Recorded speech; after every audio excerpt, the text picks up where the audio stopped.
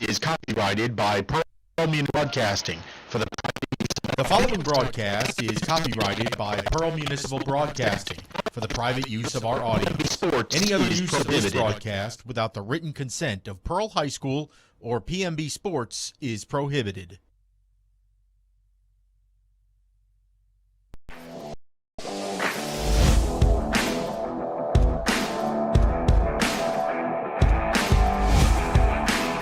Friday nights mean one thing in Mississippi: high school football. You've got a 50-yard line seat to the 6A powerhouse Pearl Pirates right here on PMB Sports. Now, batten down the hatches and hoist the colors. The Sky Family Dental Pirate Pregame Show starts now. Well, good evening, Pirate fans, and welcome into the Sky Family Dental Pregame Show. We are here at Terry High School for tonight's matchup between your Pearl Pirates and the Terry Bulldogs. I'm Greg Flynn, joined by Bryant May, and down on the field we have the Professor Roy Harper. And Bryant, right now it is a tale of two trajectories for these two teams. The Pirates are just downright hot, winners of 5 in a row. Yeah, it is a Pirate team that comes into tonight red hot. A 13-12 loss seems like 2 seasons ago. That came on the road, final 13 seconds against Gulfport in week 1. But again, that seems so far ago. Since then, it's been all Pirates, all Navy and gold, and they've looked really, really good. 5-1 coming into tonight, 5-game winning streak, and most importantly, 2-0 in region play. Well, and I will tell you that now that we're finally getting into region play a little bit, standings are starting to matter. And right now we have a look at the standings, and, well, Pearl is right there at the top. That's right. Yeah, 8 teams in Region 3 6A that the Pearl Pirates play in the middle of, and we'll take a look at some of the teams right there. Sitting right there tied atop is the Pearl Pirates at 2-0, along with the Oak Grove Warriors 2-0. You knew they would be there, the defending 6A state champions. And then those other Bulldogs, not the ones that will play tonight, but Brandon sitting at 2-0 as they will play Petal tonight. In the middle of the pack, Meridian at 1-1, and then the Northwest Rankin Cougars that we'll see in a couple of weeks also at 1-1. The cellar dwellers, if you will, the bottom 3 who are tied 6th, 7th, and 8th is Warren Central at 0-2, where we'll be next week. The Terry Bulldogs are 0-2. And then those Petal Panthers that we saw a couple of weeks ago, they also sit at 0-2. Well, I will say that tonight, there are 3 keys. A lot of people are like, well, this is just kind of one of those cream puff games. But as we take a look at the 3 keys, the number 1 key tonight is... Don't overlook the Terry Bulldogs. Don't look ahead towards Brandon and Fuchs, but don't overlook Terry. It's why they play the game on the field. These are 15, 16, 17, 18-year-olds, and it would be really easy to begin to look ahead or look back at what you've done. But I'm to guarantee you, Coach Hunter is telling them in the locker room tonight and all week long, focus on the task at hand. And for our defense, just do what you've been doing, right? They're going to have an opportunity tonight. Yeah, absolutely. This is a Terry offense that comes in only scoring 14 points a game. This is a Pearl defense that only gives up 14 a game. And so if you give up 14 or less, you're going to be really happy. But this is a Pearl Pirate defense that has really been unblockable through the first 6 weeks of the season, particularly Jalen Nickelberry and Jimmy Jackson. And bless Terry, they haven't exactly played well so far this year, but they're about to play an offense that they haven't seen the likes of so far this season either. No, not at all. This is a Pearl Pirate offense that's scoring 40 points a game across the season. 40. This is a Terry defense that's giving up almost 40 a game. There will be a lot of points put up tonight by your Pearl Pirates here at Terry High School on the road, and that Terry defense is going to have a tall task in front of them tonight to slow down the likes of Jerry Johnson and that running game with Jamari Thompson. I was just taking a look over my shoulder to see if Justin Hunter was down there with Roy Harper yet, and I do not see. He's not here, guys. He's still talking with the refs. Oh, okay. Well, we'll take a break, and then when we come back, maybe Coach Hunter will be around. Maybe he won't. He'll be in the locker room. I don't know. But we're going to talk offense specifically. Man, the T-Train is on fire, and this man is – he's not only one of the best in the state, but maybe the Southeast as we talk. But you're going to see those as we come back. The Sky Family Dental Pregame Show continues here from high atop Terry High School right after this. Come smile with Sky. Sky Family Dental of Pearl provides complete dental care for the entire family. Oral exams, cleanings, dentures, implants. Most insurance is accepted and financing is available. Call now to schedule your appointment. Come smile with Sky. When you're ready to make a move in Pirate Country, contact Penny Pitts with Havard Real Estate Group in Pearl. Penny is a multi-million-dollar producer and loves to help her clients find the home of their dreams. If you are a first-time home buyer or ready to upsize or downsize, she is the agent for you. Penny is a Pearl High School graduate and an avid supporter of Pirate athletics. Make your move with the home team. That's Penny Pitts, Havard Real Estate Group. Public service has always had a very special place in my heart, and to be able to do it and be a first responder as a reserve, when you're not getting paid, that's just one of the most selfless acts you can do. I think we all have a responsibility to our towns and our communities. Well, for me, it's simple. I mean, when you say local, that's what's most important to me. Our citizens inside this county, we all care for each other, and we do everything we can to help everybody out. I am Shane Fletcher with Farm Bureau, and we are the home team. Leave it up to us at Mississippi Arkansas Ag for your John Deere All-Star package. The 3025E Tractor Plus Loader, Box Blade, Rotary Cutter, and a trailer at just $349 per month. Visit agup.com for more information. Well, welcome back into the Sky Family Dental pregame show. I'm Greg Flynn with Bryant May. The Professor Roy Harper is down on the field. We'll get to him in just a few moments. Hey, guys. Do you have you don't mind me interrupting? I got Coach Hunter here with me now. Please, go ahead. Yes, absolutely. All right, Coach. Big night. Smile with Chance go 3-0 in the district. Good start so far this year. But we can't overlook Terry. I know we're the better team on paper and everything, but we can't overlook this. What's been your message to the team about that? Yeah, just controlling us. At the end of the day, all we control is us, and just keeping playing the standard that we ask them to play to every week. It don't matter who you're playing. You got to play the way that you're coached to play and the way that you expect to play. And I told them it's a tough environment coming over here and trying to win on their homecoming. They're going to be pumped up and ready to play. We got to continue to take care of the ball on penalties and get to the ball, swing the ball in defense, and I think we'll be okay. Well, that was practice. Week of practice. Yeah, we did. A lot of excitement, after a big win against Meridian. We got Kevion Freeman back tonight. Super excited to have him back on the injury front. I don't think we have anybody that we moved up a couple ninth graders that we're really excited about. Get them dressed out tonight. After their season ended, they had a great year. Move some of them up. We think it's gonna be really good ball players in the future. So wanted to go ahead and get them kind of involved with the high school stuff. But yeah, we had a great practice week. Excuse me. Well, looking forward to this game tonight, Coach. Good luck, and we'll see you at halftime. Thanks, man. Thank y'all. There you go, guys.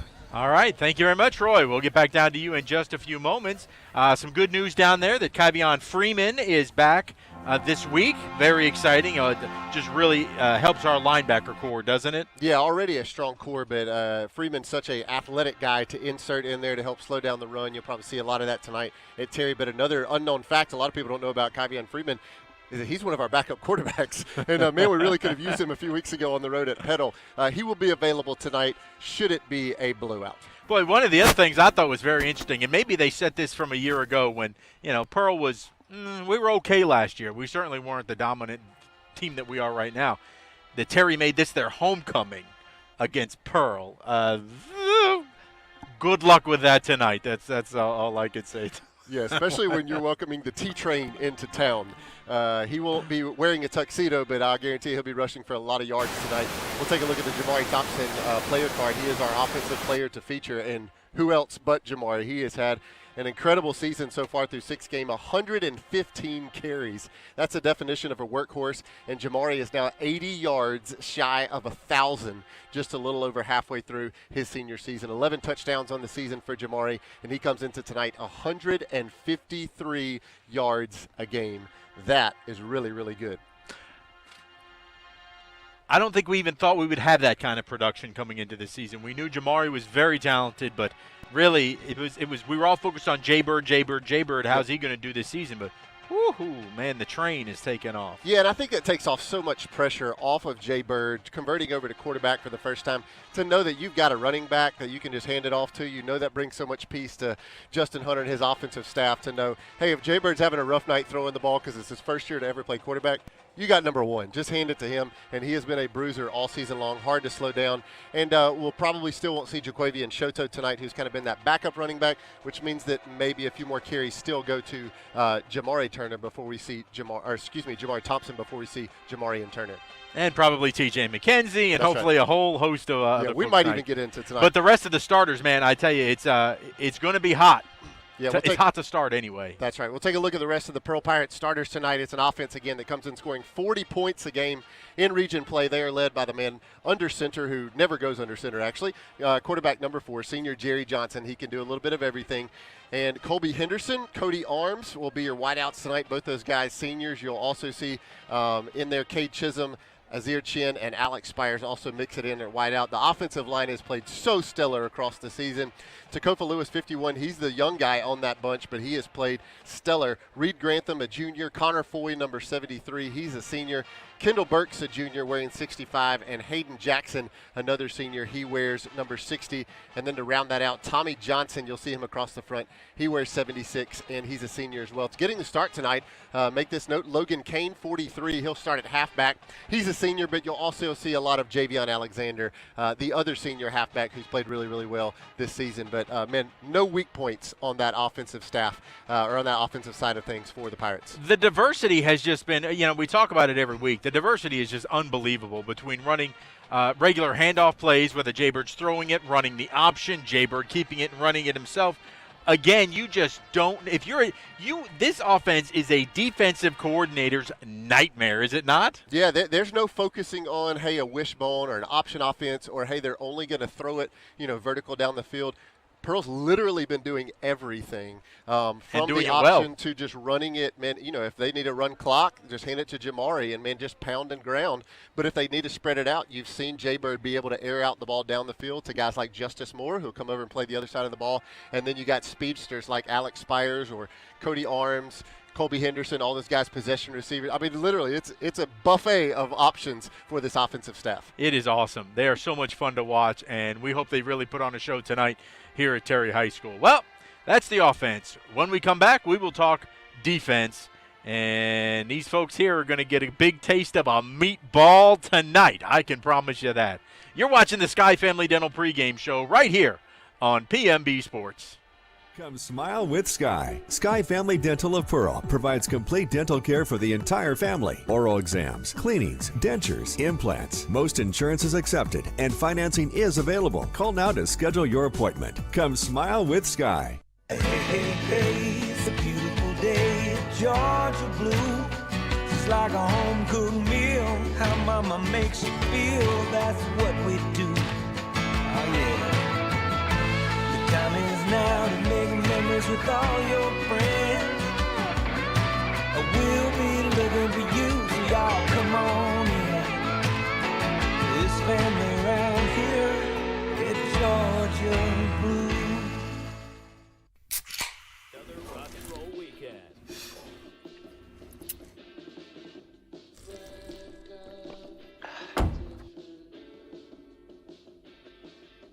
Burgers, better with Pepsi.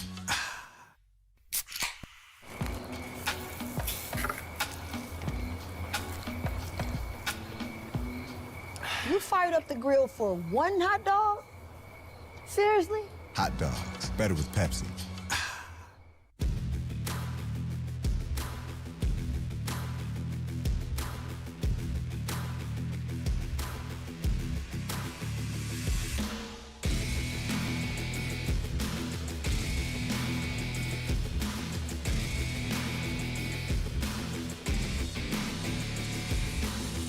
Shop, stay, dine, and play at The Connection, Mississippi's retail entertainment destination, located at the intersection of I-20 and I-55 in Pearl. Well, welcome back into the Pirate pregame show, brought to you by Sky Family Dental. I'm Greg Flynn, joined by Bryant May, and it's now time to talk defense. And I don't know if you could call that a curtain, if you could call that a sheet, if you could call it a wall, but we've got something cooking on our defense. Yeah, Austin Wilbanks has to be really, really pleased with the defensive side of things. They played stellar all season. And the good news for Austin and the defense tonight, not that it was a real problem, but they won't see an offense anything like the Meridian Wildcats, who came to Ray Rogers Stadium last week. Again, that was Meridian offense that came in scoring 40-plus a game. We ended up giving, up in the 20s of points last week, which is the most we've given up all season long. But I think it's going to be a little different tonight. This defense comes in only giving up 14 points a game.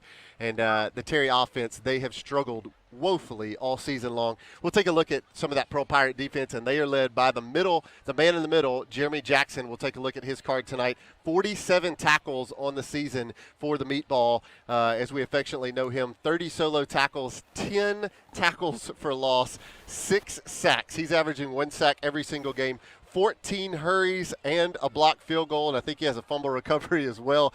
Literally, Jeremy does everything, coming in averaging 8 tackles a game. He has locked down the middle of that defensive front, and tonight the Terry Bulldogs will have to deal with him. We'll take a look at some of the rest of those starters before we break things down. Jeremy is complemented by another senior with 42 tackles. That's number 26, Jalen Nickelberry. Also joining them is Braxton Kemp, number 50, the junior defensive lineman, and then Jabron Moore, who's played so well. He wears number 44, Jabron only a junior. The linebackers tonight will be Tristan Carpenter, the senior, second on the team with 48 tackles. Kai Jefferson will be in there, and we'll also see Kavion Freeman, that you heard Coach Hunter tell us will be back in the lineup tonight. In the secondary, Alex Spires, the senior, who's come over and kind of filled in for the injured Jaquavian Shoto. Leading this team in tackles, the senior, Austin Knight, who wears number 21. He's got 51 tackles on his 2021 season. And then the other guys in the secondary, Justice Moore, a junior, number 7, DJ Hudson, who'll play safety, and number 3, Marcus Mosley, the senior. You'll also see some guys mix into tonight, like Justin Knight across that defensive line. And, Greg, this is a defense that has just been so stingy. And it's, again, it's a lot like the offense. It's not that we've been weak in the passing game but strong in the run game, or weak in the run game. I mean, we've stuffed a little bit of everything, made some big stops last week that you had to have, and we've seen that throughout every single game. And any defense that you call, we're ready to go, and led by some really seniors who are playing fantastic on that side of the ball. Well, one of the things that I think we have to watch out for tonight is, yes, sheer numbers-wise and on paper, Pearl should dominate this game, but Terry does have some athletes, and they've gone from they can make a really, really good play and go for 65 yards, but then their next 3 plays they'll lose 20 yards. So it's feast or famine. They do have talent. It's just a question of them putting it together consistently. Yep, and Terry's had they've had a difficult road. They've got 1 victory, but they've been handed those 2 region losses by Brandon and Oak Grove, I believe. Those are 2 really difficult opponents. Well, Northwest. Northwest, that's right. Excuse me, Northwest and Brandon. But, again, they played Brandon, they played Pearl. Those are 2 teams that sit at the top of the region. But you'll see some athletes tonight. Quarterback Dylan Gray, watching him in warm-ups a while ago. He's a senior. And so if you're head coach Chris Thigpen, you got to feel good with putting some experience underneath center. And then Johnson, the running back, he's a junior. Again, like you said, those are athletes. Play your lane, do your assignment, which is what you want to see tonight from this Pearl Pirate defense. And if you do that, you should come out on top. Well, and it's one of the all-name teams is their running back, number 28, Sharansky Johnson, will be toting the football. He's got speed, he's got power. He just hasn't had a whole lot of room to run. He will have some big plays tonight. Hopefully just not a lot, one right after another. Yeah, and if I'm Sharansky, it doesn't matter how cool my first name is. I don't want to run at 99 and 26, but that's going to be his task tonight. And perhaps worse than that for Johnson, that O-line has to figure out how to block them. And it just looks like Jeremy Jackson and Jalen Nickelberry, they live in the offense's backfield. I mean, as soon as it's snapped, it almost feels like nobody's even tried to check them. Well, it's unfair almost, because you got the Nightmare in Nickelberry, who is going to knock someone out this year. I told him this past week when I saw him, I'm like, you are coming this close. He's a clean player, mind you, all clean hits, but he just looks like he is going to obliterate somebody before the end of this season. And Meatball, God bless him, he just keeps landing on people. He is just, I can't imagine just one right after another, just boom, boom. It's like, yeah, how much can one running back or offensive line take? Perhaps the statistic that Justin Hunter is most proud of for this defense, over the last 5 games, that 5-game winning streak, 13 takeaways by this defense. 13. Yeah. And it doesn't really matter who's back there. You take Alex Spires, a converted wide receiver. We put him in it in the secondary last week, and he comes up with an interception at home. And so this is a stingy defense that will not only stuff you, but they'll take the ball from you as well. Well, we are closing in on kickoff tonight. It is a beautiful night for football here at Terry High School. For the first time in, I can't imagine, 3 trips here. So that would be 6 years because we come every other year. So for the first time that we've been here in 3 years, it is sunny. It is clear. I could see the moon. There's not a cloud. Well, there's some high wispy clouds. It is not raining, and there is not a cold front coming through. There's always a cold front that has come through at this time because the state fair's been in town. That's right. And it is hot. It feels like August tonight. Yeah, Roy Harper, thank goodness, he doesn't have to have his galoshes on tonight on those sidelines as they are dry for the first time it seems like in forever as we travel to Terry to try to pick up our 3rd region win. We are exactly 11 and a half minutes away from kickoff. We'll take one final break, come back, and get you ready for this region tilt between the Terry Bulldogs and your Pearl Pirates. You're watching the Sky Family Dental pregame show right here on PMB Sports. Come smile with Sky. Sky Family Dental of Pearl provides complete dental care for the entire family. Oral exams, cleanings, dentures, implants. Most insurance is accepted and financing is available. Call now to schedule your appointment. Come smile with Sky. Why settle for a checking account that just holds your money? Renaissance Rewards Extra gives you so much more.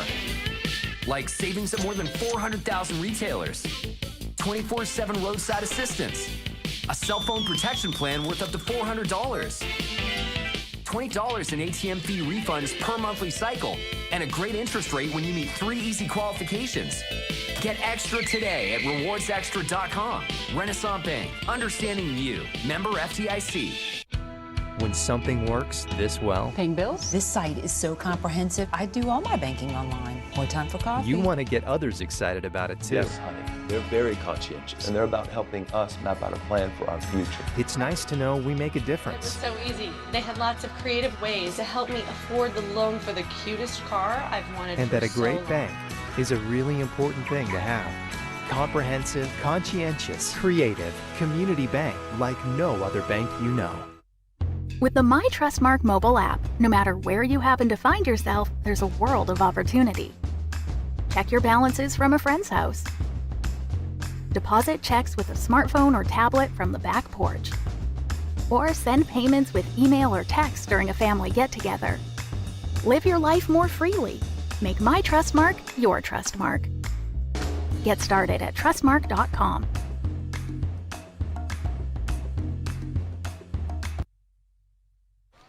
Welcome back in here to Terry High School, where your Pearl Pirates are getting ready to take on the Terry Bulldogs tonight. Hey, we want to send it down to Roy Harper, our professor, who is not only a sideline extraordinaire, not only is he a great math teacher, but he is also the volleyball coach, and he's got some special things he wants to talk about. Roy? Yeah, well, first of all, we finished our regular season last night. Not the way we wanted to, but that's okay. We go to the playoffs Tuesday, traveling down to Gulfport, where we will win and then host the second round.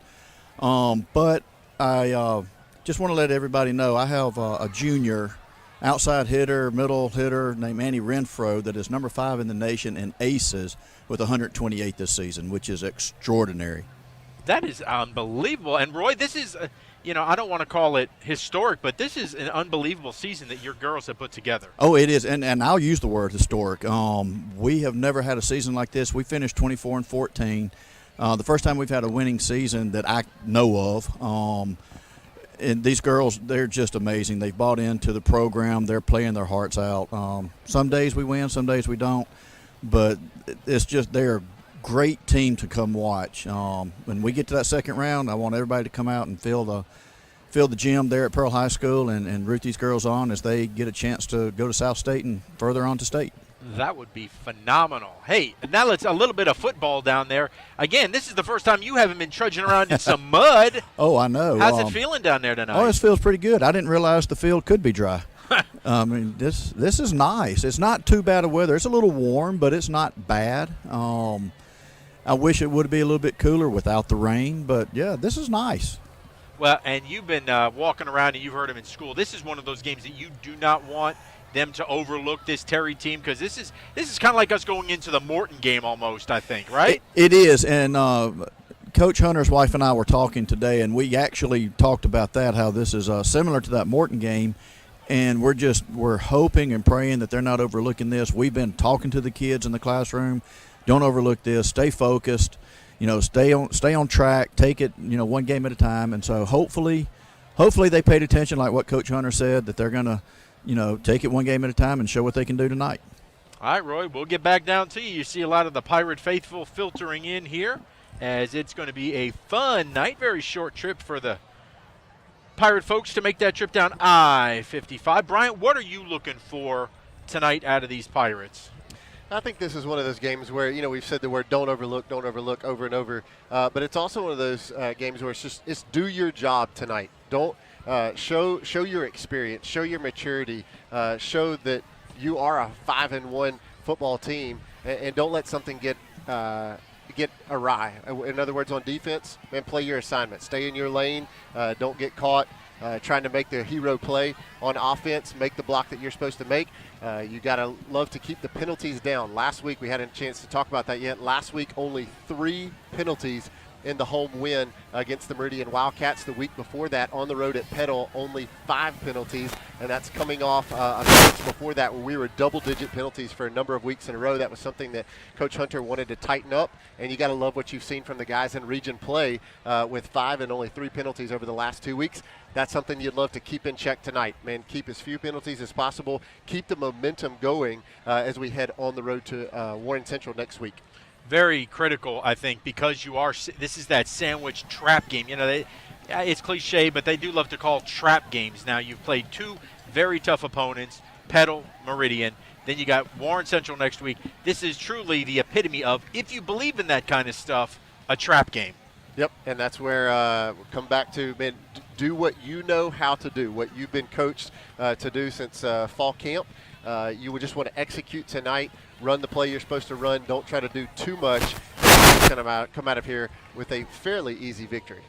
Well, it is homecoming tonight here at Terry. They're going to have several festivities.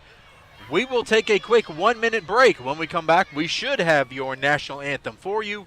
You are watching the Sky Family Dental pregame show for Pearl Pirate football right here on PMB Sports. Come smile with Sky. Sky Family Dental of Pearl provides complete dental care for the entire family. Oral exams, cleanings, dentures, implants. Most insurance is accepted and financing is available. Call now to schedule your appointment. Come smile with Sky. Hey, hey, hey, it's a beautiful day in Georgia blue. It's like a home-cooked meal. How mama makes you feel, that's what we do. Oh, yeah. The time is now to make memories with all your friends. We'll be looking for you, so y'all come on in. This family around here, it's Georgia blue. Another rock and roll weekend.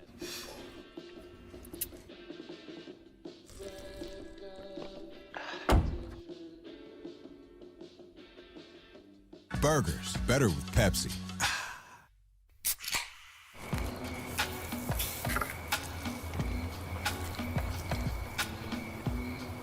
You fired up the grill for 1 hot dog? Seriously? Hot dogs, better with Pepsi.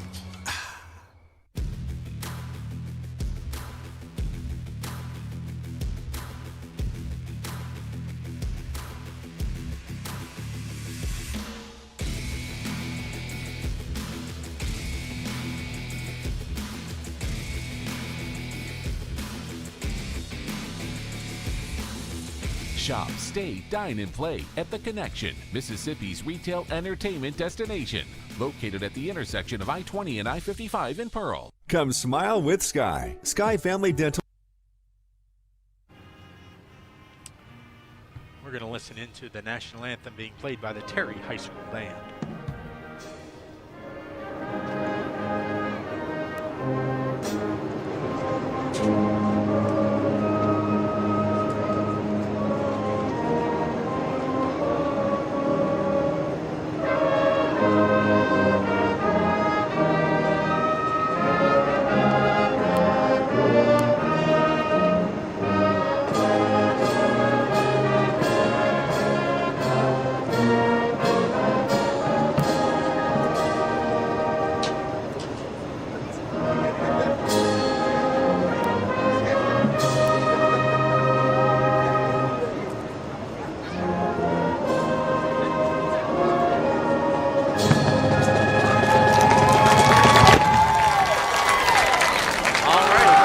done by the Terry High School marching band as they played that national anthem from the stands, and we're getting ready now for the Trustmark coin toss as the Pirates are now making their way onto the field. We'll see who our captain will be representing to us, as Terry is going to have, their big number 99. That's one we have to watch out for tonight, Bryant. Armand Thedford. He is a beast in the middle, and he's almost as good as our Jeremy Jackson. Yeah, apparently qualification to wear 99 means you got to be a hoss, and that's exactly what Armand Thedford is, as well as Jeremy Jackson, who we'll see on the field here in just a little bit for the Pearl Pirates tonight, trying to get a number. And I believe for the Pirates, that's going to be number 60, the senior Hayden Jackson, offensive lineman, who was a little dinged up to start the season, but great to see Hayden back out there making a difference on that offensive line. And those are two big fellows, Mr. Flynn. They're going to meet there at midfield. Hey, we had a lot of fun having Hayden on the coaches show this week, and he said that his favorite food is pizza, and he could knock back a whole Little Caesars in a snap. I doubt that not at all. And I'm going to say that Mr. Thedford would join him and take his own large Little Caesars as well. Maybe two. Yeah, possibly two. Good-looking athletes out there, and man, those guys they'll go nose to nose tonight as Thedford plays defensive line for Terry, and Hayden Jackson will be on that offensive line for the Pirates tonight. And they're kind of getting the rules and information they need as the team captains tonight.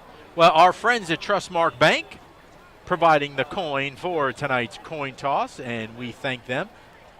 For all of your banking and financial needs, go to Trustmark and find out how you can leave your mark. Now, again, we are it's very rare that Pearl gets to say it is a homecoming opponent. And so we are the homecoming opponent here for these Bulldogs tonight. And I would imagine that if we win the toss, you're going to want that ball. Well, here we go. We're going to see what the outcome was. Let's see. So Terry has won the toss and will defer. So Pearl is going to take the football here to start the game. And they'll be moving from right to left on your television screen. If you're listening to us on the radio, right to left on your radio dial. So Hayden Jackson's going to make his way back to the run out. And we are going to get this thing underway.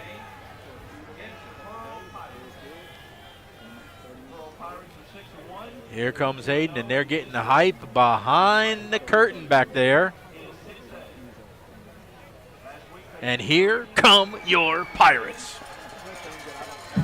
Kickoff between Pearl and Terry is now. Are you ready?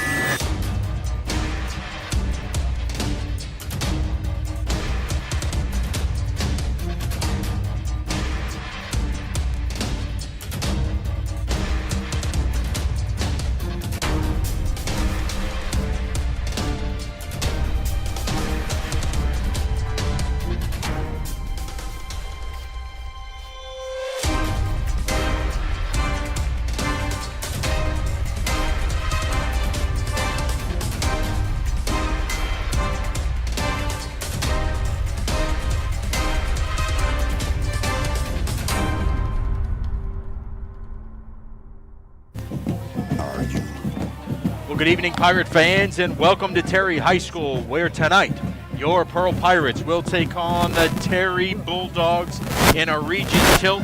Pearl comes into this thing with a 2-0 record in region.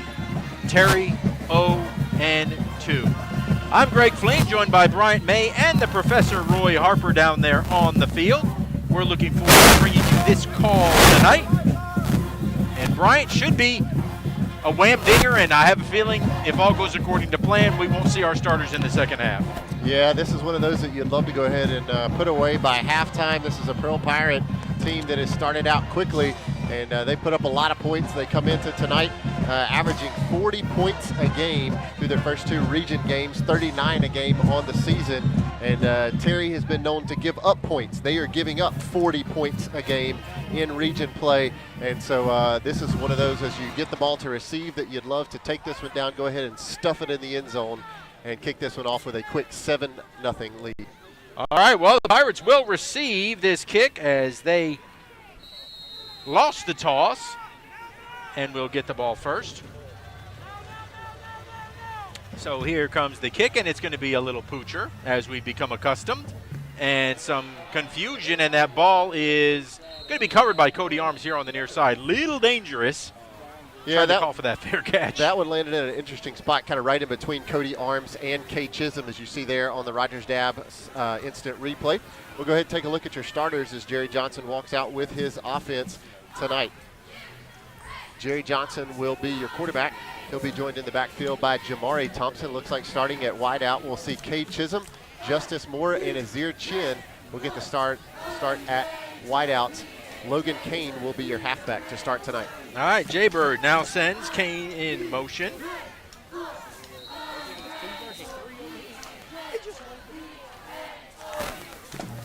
There's a hand to the train, trying the right side. He's getting tripped up and will go down. Jamari Thompson with the early carry, and you imagine you'll see Jamari early and often. He comes in averaging 156 yards a game on the ground. Pirates will go fast. Here we go this time, and once again, the train can't get moving. Yeah, Terry doing a great job, and it's that guy we talked about just a while ago at the coin toss, number 99, Amon Thedford. He is a beast to deal with. He's in there along with number 91. That's Thylan Coleman, excuse me. And those are two big cats right there in the middle of that defense, and they have stacked up the first two rushing plays. And Jamari Thompson been able to get no traction here as he's run 2 times for 0 yards. So here we go, 3rd down and 10, a Pearl Pool, 3rd down and 10.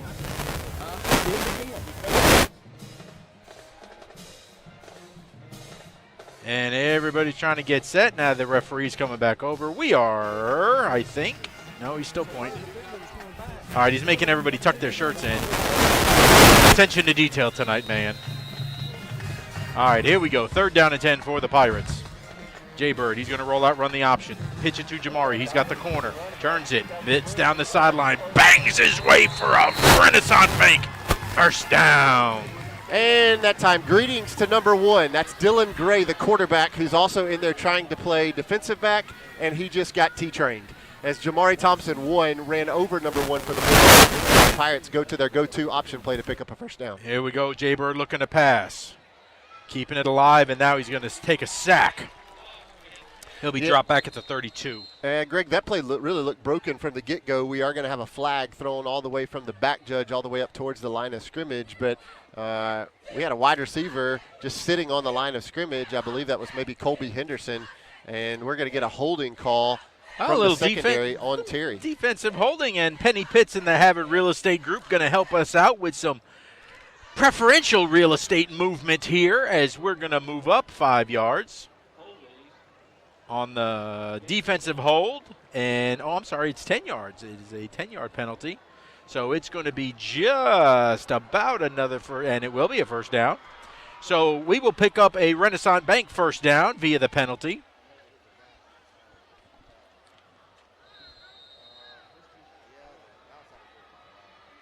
Maybe that's why there was nobody open the last play. Jaybird, give it off to Jamari, and he's going to get stacked up. Right now they're doing a nice job of reading Jamari. Yeah, it didn't look like a real clean handoff either as Jerry kind of held on to that one for an extra minute. But, Greg, they are playing man-to-man coverage on the outside, and there is no deep safety. I'm talking about no one in the middle of the field. They have clearly stacked the box in anticipation of a lot of Jamari Thompson. We'll see when we take that shot downfield. Chin will go in motion. That's the speedster that we have. Jaybird going to fake the handoff, roll out, look. Now he's going to throw into the secondary. There's that catch by Chin. He's still up inside the 30 to the 27. A beautiful rollout pass by the senior Jerry Johnson. And when they put no safeties and go man-to-man, you got to show your athleticism. A great crossing route by Azir Chin, and Jerry Johnson rolls to his right and puts the ball right on the money for a 1st down. And we were not set that time. We went too fast, but no flag, I don't think. And Jaybird's going to hand that ball off to the train. He's going to push it inside the 25. We were really not set on the near side here. Yeah, trying to go so fast, you almost went faster than you were ready to go. And, again, they'll look to push it here, trying to snap it within 15 seconds after the ball is spotted. It looks like we're going to get a offsides call against Terry and another free 5. So on 2nd down and 7, a Havard Real Estate Group Penny Pitts penalty is going to move us up 5 yards. So it'll be 2nd down and 2, it should be. That's part of the benefit of going fast if you can catch that defense anticipating too much, and Jay-Bird did that right there. There's a fake, and now a throw and short as he was looking for Chin. Yeah, trying to run a little quick crossing route to Azir Chin on 2nd and 2. And Azir had great position on the route, but Jay-Bird just kind of threw it behind him, and that'll set up an important 3rd and 2 here on this opening drive. A Pearl Pool 3rd and 2. Call it from the shallow end here. Give it off to Jamari. Oh, big hole on the right side. Still plowing his way, carrying Bulldogs with him to the 5-yard line. The train is on the tracks here in Hinds County. Another big Renaissance Bank first down. Watch it here as Jamari looked like he was going to the inside, popped it to the outside, follows the halfback Logan Kane, and then just runs over a few Bulldogs all the way down to about the 5-yard line. Here we go. Jay-Bird going to keep it. Quick throw. Oh, had him open in the flat was Kane. Yeah, that one intended pass to the halfback Logan Kane out in the flat, but Jay-Bird had a lot of pressure in his face a little quicker than he anticipated and just had to kind of shot put that one out that way and fall short. But here's 2nd and goal. 2nd down. There goes Henderson in motion. Give it at the train. Choo-choo, arg! Touchdown, Jamari. No better guy to cap that one off than number 1. He now has a dozen on the season, does Jamari Thompson, and he picks up 6 points from 6 yards out.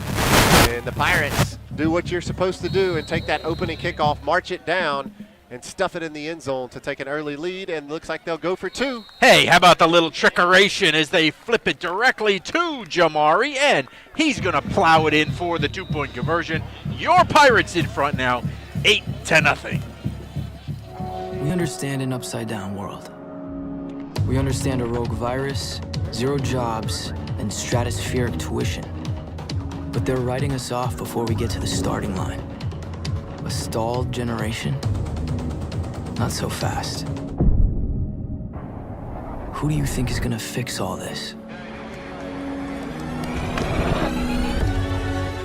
We will. We will because our future is the future. Because the life we have chosen has prepared us for this moment in history. So we're going to build bridges and hospitals in a day. We're going to save families from disaster and feed those left in the cold. We're going to do all this and more because we have an appointment with destiny. We invite you to join us. The next greatest generation is now. We're back on the Shane Fletcher Farm Bureau Insurance kickoff. And the Pirates have great coverage.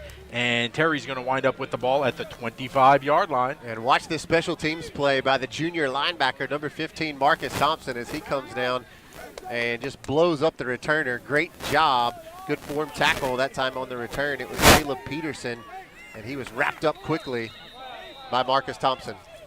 Actually, they'll give him the 22-yard line is where Terry will start. Defense sees its first action of the night. Quick throw out here in the flat. That ball's caught, but an immediate hit by who else? The new knight that rises, Austin Knight. We'll take a look at this Pearl Pirate defense as Terry will look to go quickly. Jeremy Jackson, Jalen Nickelberry, Braxton Kemp, and Jabron Moore across the front of that defensive line. Tristan Carpenter, Kai Jefferson will play linebacker. Also see Kavion Freeman back in there tonight. Good news to see him back from injury. And then your secondary will be Spies, the aforementioned Austin Knight, Justice Moore, DJ Hudson, and Marcus Mosley. 2nd down and 5. There's a handoff to Sharansky. He spins, and he is an athlete. He's racked up. You see Braxton Kemp there at the bottom. And again, Austin Knight in on the tackle. Terry always seems to have a good-looking running back, and Sharansky Johnson is just that. Where's number 28? He's a junior, leading ball carrier for Chris Thigpen and the Bulldogs. And you saw his power there as he keeps things churning to bring up this 3rd down. 3rd down and 2. And they're going to get, I think we enticed Terry into jumping by our movement. Everybody pointing over to number 75. And yes, on this Havard Real Estate Group, Penny Pitts penalty. That's going to back up the Bulldogs. That's Kobe Jenkins on the offensive line that moved and flinched a little bit earlier to make it third and a little bit more difficult against this stingy Pearl defense. So on the Pearl Pool, third down, we're going to have whistles again and false start against Terry. So 5 more yards, back them up. Boy, they're already having to play from behind. You don't want to put yourself even further behind the sticks. Yeah, if you're a 1-3 ball club, you can't have 3 back-to-back penalties, and 2 of those being false start, or maybe that's why you are a 1-3 ball club. So now this is a very deep endish Pearl Pool, third down and 13. And we're going to get another penalty and another false start. So let's make it 5 more. And we're going to get another penalty that comes in the middle. And I think you might going to get an unsportsmanlike here from the umpire. So we're going to point here and then a false start over here. So let's check this. 3 false start calls in a row we believe we're going to get. We'll see what happens with the other one. Let's see what this, if it's a negation.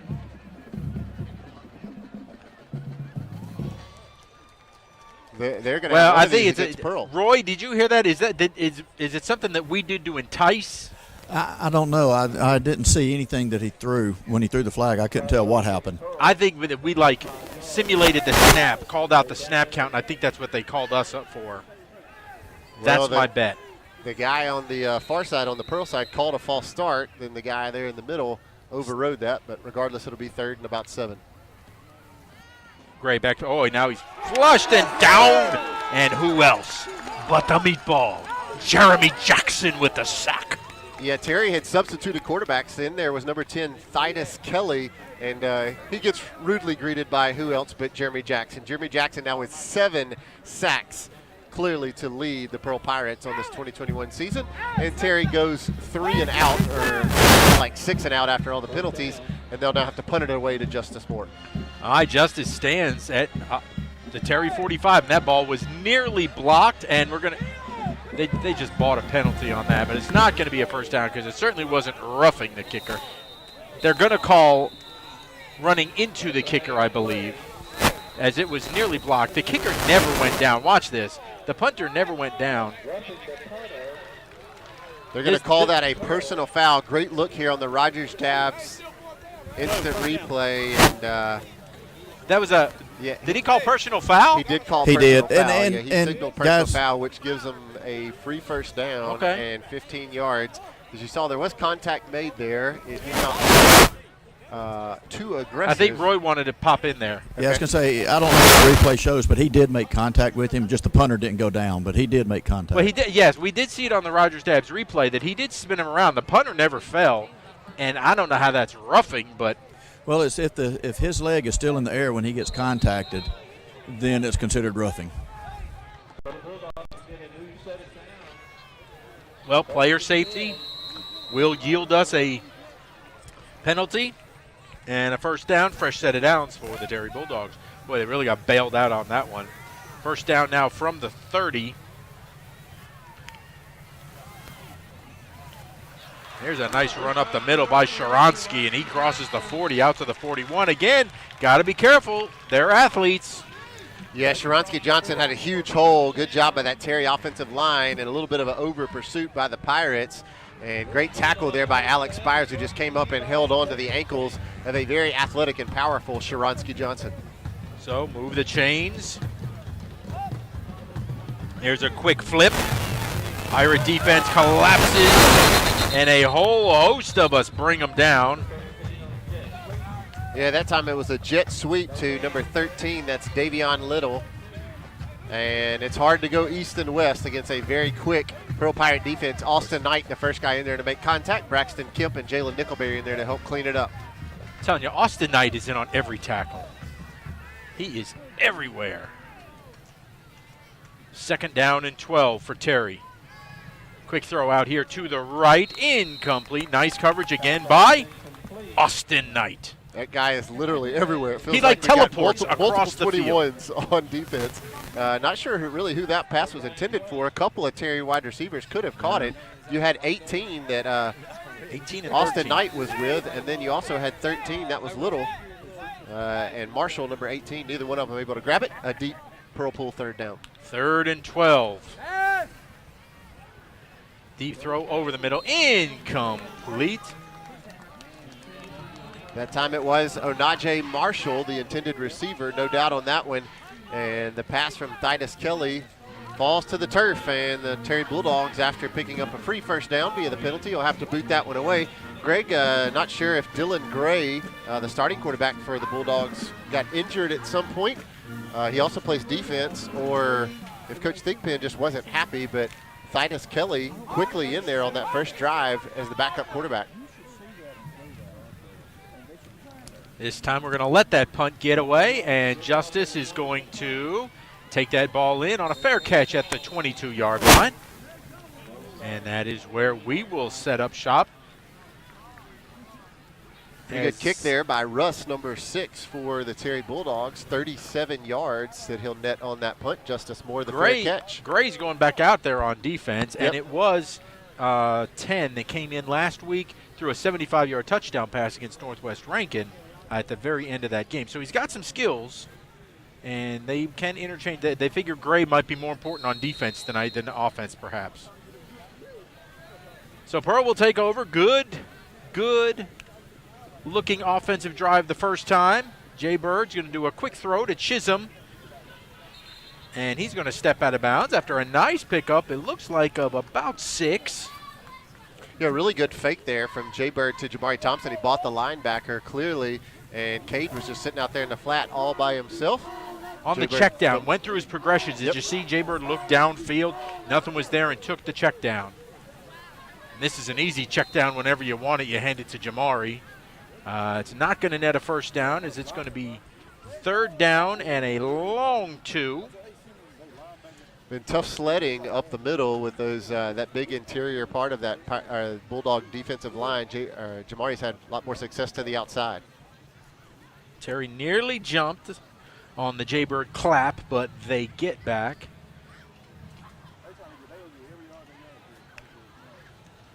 Bird going to keep it. Trying to roll out. Oh, he's pressured immediately. And he's going to go down. That was not a great offensive set that time, but yeah, that's 32, Jordan McGee. He was the linebacker who bought the play fake to Jamari Thompson on 2nd down, and that time he read it all the way, and Greg, he really looked to be unblocked as he was right at the legs of Jerry Johnson before Jay Bird had any chance to really look downfield, and that Pirate offensive drive closes quickly. So on 4th down and 12, we will punt.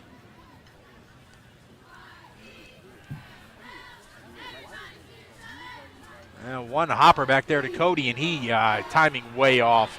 And that ball's going to bounce at the 35, take a bit of a pirate roll out to the 40, but Terry's going to have a short field to work with. Yeah, 22 yards is what Cody will get off of that one, as you saw there on the replay right before the frame clicked in. He had to pick that snap up off the turf and then did not get all of his left foot on that one, and the Pirate defense is going to have their backs against the wall here, but this is a crew who has answered the bell all season long.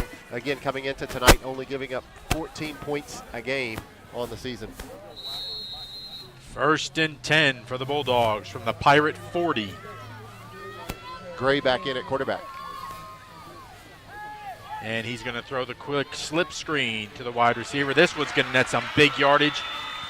DJ Hudson is the last player to make a tackle, and that's at the 19-yard line. He saved a touchdown right there, Bryant. Yeah, that was Davion Liddell. And you can see he was all by himself out in the flat. Good job by the offensive lineman getting out there throwing a block on Marcus Mosley.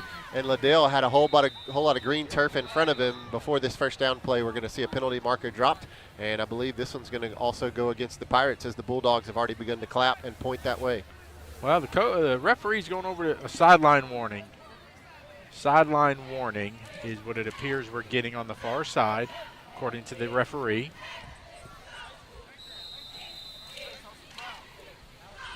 Yeah, it was just a sideline warning.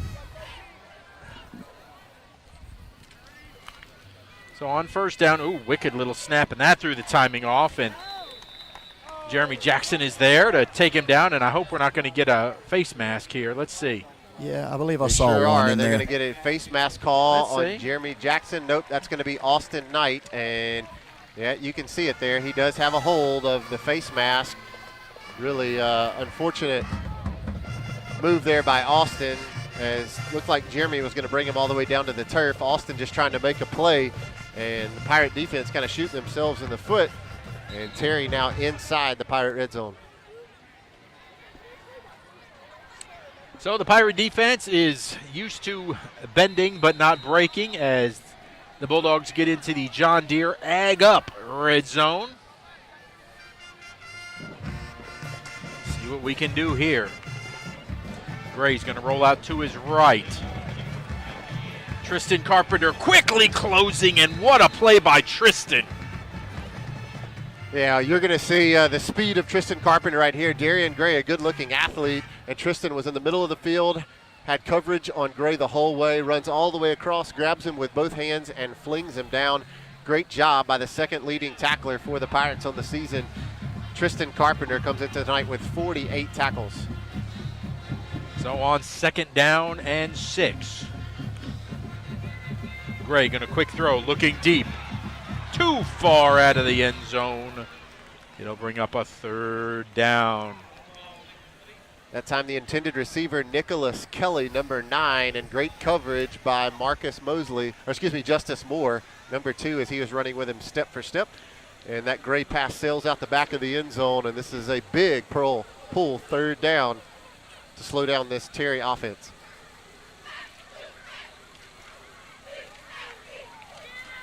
Pirates just going to rush 3, put everybody back in coverage, and oh, what a catch there, and that's going to be a touchdown, I believe.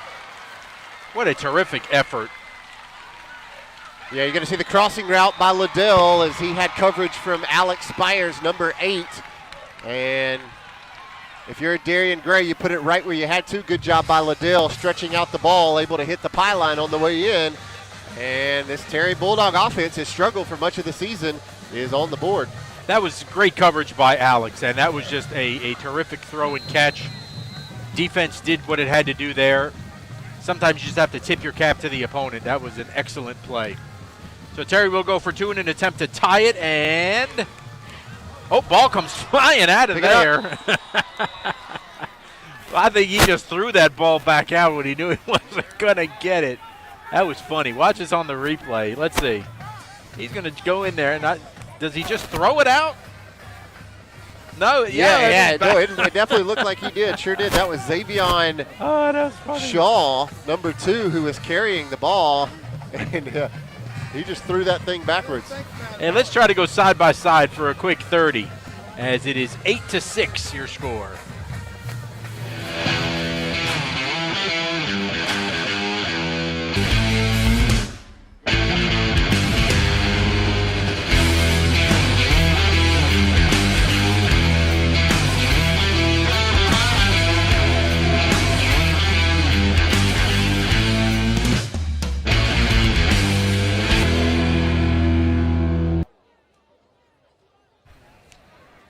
All right, we're back for the Shane Fletcher Farm Bureau Insurance kickoff. And it looks as though Terry is going to pooch it once again. We haven't gotten a chance to do any really big kickoffs this year. Our returners are too good. But this time, Jaybird's going to come up and make the catch, and he's going to try and make something happen. He's going to cross the 30. Flag comes in.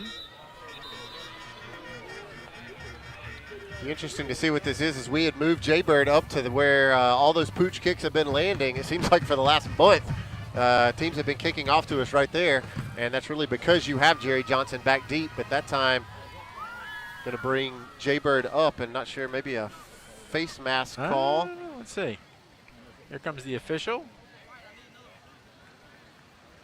Some kind of a hold against us. I got a block in the back call, I believe, is what the signal was. And Greg, just as soon as we talked about lack of penalties the last few weeks, yeah, Cody Arms, I believe, is who they're potentially going to whistle there. Well, they threw it, but it was like 2 Terry players hit back. Wow. The one Terry player hit his own player in the back. So either way, we just got a few extra yards to go. So the Pirates will take over here at the 21-yard line, leading it 8-6. Hand that ball off, and once again, we're just not getting a whole lot of holes here in the between the tackles right now. Yeah, this Terry defensive line has looked really, really good. That time, I believe it was, 57, the first guy to make contact. That's Raymond Alexander. And those guys right up the middle are difficult to deal with. But this is how you beat that. Jaybird get to the outside. He'll turn the corner and step out of bounds. You just start working the wings, right? Roy, isn't that how you can loosen that up, by working those wings out there? Oh, yeah, definitely. And I don't know if y'all have noticed, we'll have 3 wideouts, and they'll have 2 defenders on them, and they'll wait the third guy back because that's the spy that they have on Jaybird, but we're not taking advantage of that. Not yet, and somebody's going to be whistled as we're going to get a false start.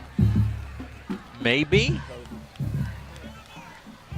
We'll wait and see.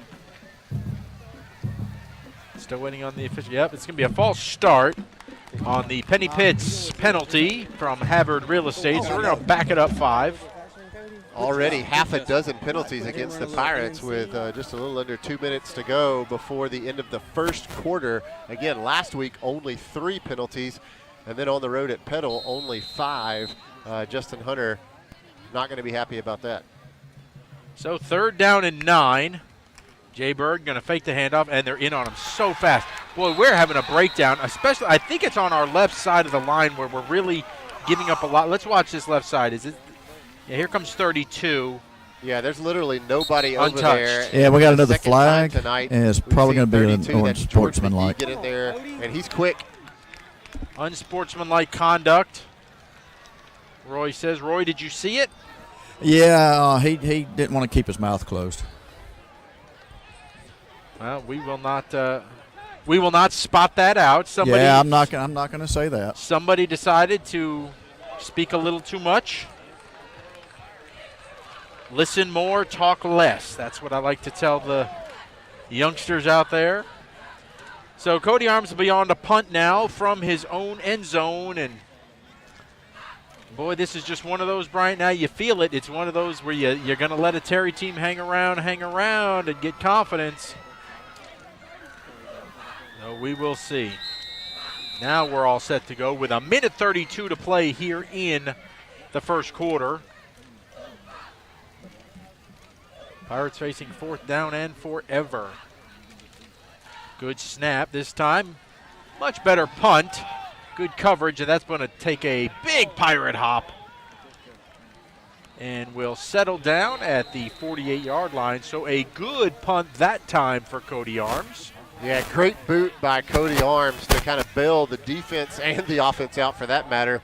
40 yards after the friendly roll here on the natural green grass at Terry High School. And this is where you'd love to see the Pirate defense get a quick 3 and out. Let's turn it back over to the offense and take the momentum back, as it just feels like Terry's kind of picked up some momentum here with the Pirate penalties in this first quarter. 1st and 10 for the Bulldogs. And that ball, nope, quick throw. Oh, out in the flat, and he's gone. Boy, that was a tremendous call and caught the Pirates napping, and that's a touchdown for Terry. Keandre Terry broke the coverage, and it was a misread clearly by the Pirates secondary, and from 48 yards out, that was the easiest pitch and catch Gray and Terry will have all season long, as Keandre Terry put 6 points on the board for Terry, and the Terry Bulldogs lead your Pearl Pirates 12-8 with 62 seconds left here in the first quarter. All right, everybody, batten down the hatches. This is getting real. That extra point is up, and it is good, and just like that, it is Terry 13, Pearl 8. Minute. When something works this well, Paying bills? This site is so comprehensive. I do all my banking online. More time for coffee? you want to get others excited about it too. Yes, honey. They're very conscientious, and they're about helping us map out a plan for our future. It's nice to know we make a difference. It's so easy. They had lots of creative ways to help me afford the loan for the cutest car I've wanted And for that a so great long. bank is a really important thing to have. Comprehensive, conscientious, creative, community bank like no other bank you know. Well, I think they like to say that was an attention getter. And right now, the Pirates better pay attention because they are in a dogfight with these Bulldogs. Terry in front, 13-8, as we get the Shane Fletcher Farm Bureau insurance kick. And this one will be scooped up by Jaybird. He's going to try and make it all the way across the field. If he can make that corner, he's got a lot of room. He pulled up, Greg. And I hope that is not an injury, that was just giving himself up. Roy, was he giving himself up? Really couldn't tell. He almost looked like he started limping there at the end, but it could have been that he was just giving himself up to. Yeah, I can see him. He's kind of limping a little bit on that ankle.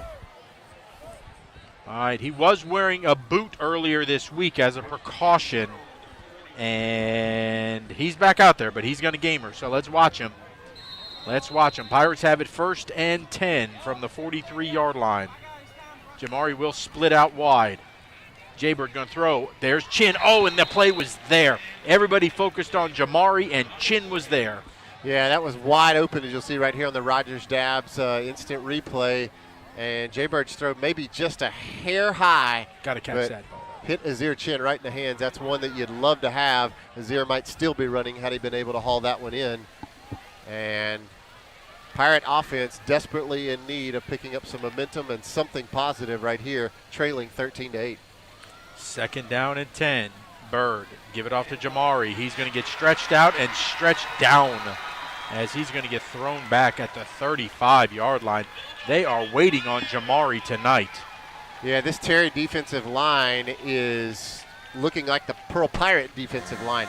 That time it was number 2, Xavion Shaw. And, Greg, those are some huge guys, maybe the biggest defensive line that we've seen all season long here in Region 3 6A or even in non-region play. And Pirates got a long way to go here on 3rd down. You wonder if you might see some kind of screen play.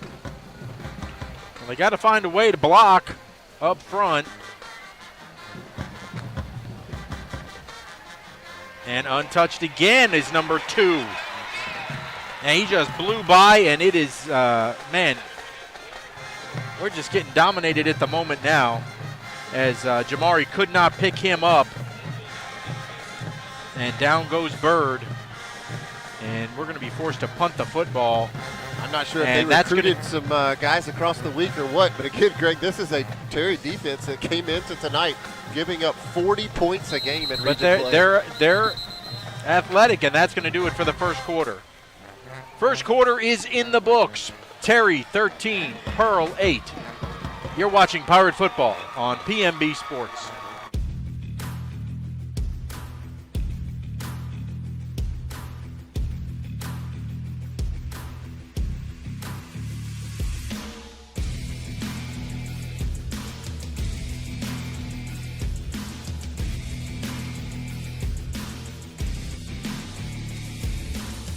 Shop, stay, dine, and play at The Connection, Mississippi's retail entertainment destination, located at the intersection of I-20 and I-55 in Pearl. How local is Bank Plus? We're here, and here. And we're with you here, and here. Wherever, whenever you need us. We make our banking decisions right here. Because local means more than a location. It means a commitment to deliver more for our customers and our communities. Your bank, your plus, Bank Plus.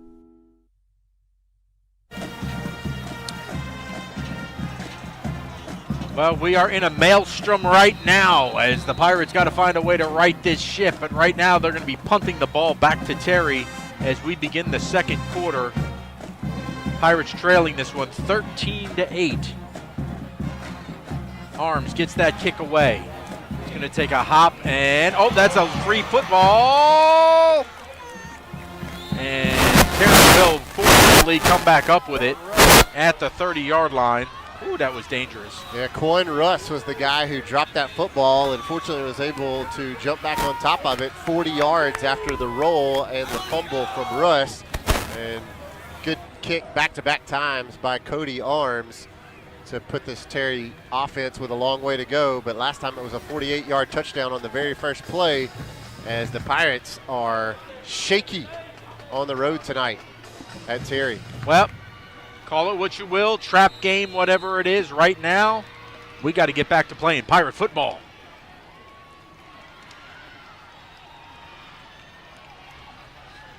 On first down, deep throw down the right side. That ball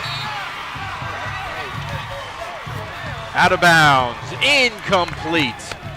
Ooh, Roy, that was close. It was. He was bobbling it as he went out. He did get a toe down, but he was still bobbling the ball. Didn't get control till he was out. Very, very fortunate there is Justice Moore on the coverage. Yeah, the official was right there on top of that. Nicholas Kelly, the intended receiver. And Greg, a good-looking ball there from Titus Kelly, the backup quarterback who's seen a good bit of action already tonight. He put that one out in the air, and it was man-to-man coverage. And fortunately for the Pirates, Nicholas Kelly unable to bring it down in bounds. Second down and 10. On the flip, coming back. Pirates couldn't get him contained. Oh, what a tackle in the open field. And a flag's going to come in. That should be a hold or a block in the back or something on Terry, so that's going to be good. I noticed that they did not move the down marker. Did I miss something on that last play? That should have been second down. Yeah, you just hope that the officials caught that. That time it was Liddell on the toss, and good job by the Pirate defense continuing pursuit. It was DJ Hudson on the great the stop. guy who made a great tackle, jumped up off the ground, and so nobody. Yeah, they've changed the down marker now to second down. What? Because that's where it is. If they decline this penalty, it should be third down. That's right. And they've caught up now, and it looks like the Pirates will decline that penalty and make it third down and about 8 to go. Yeah, illegal block in the back against Terry. They're going to decline that. Again, we want third down. Third down and 8.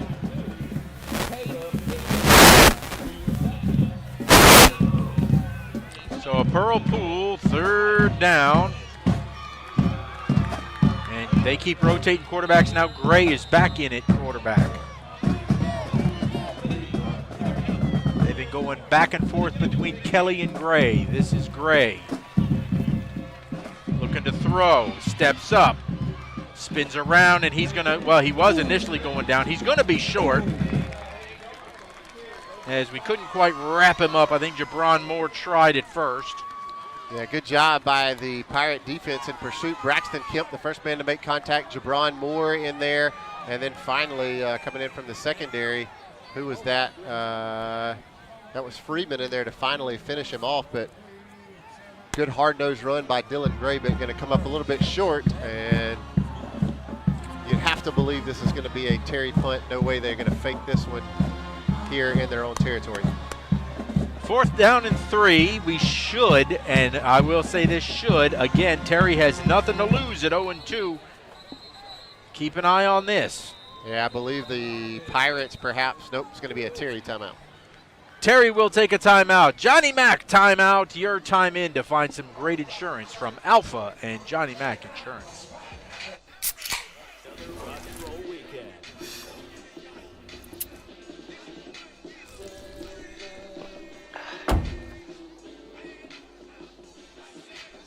Burgers, better with Pepsi.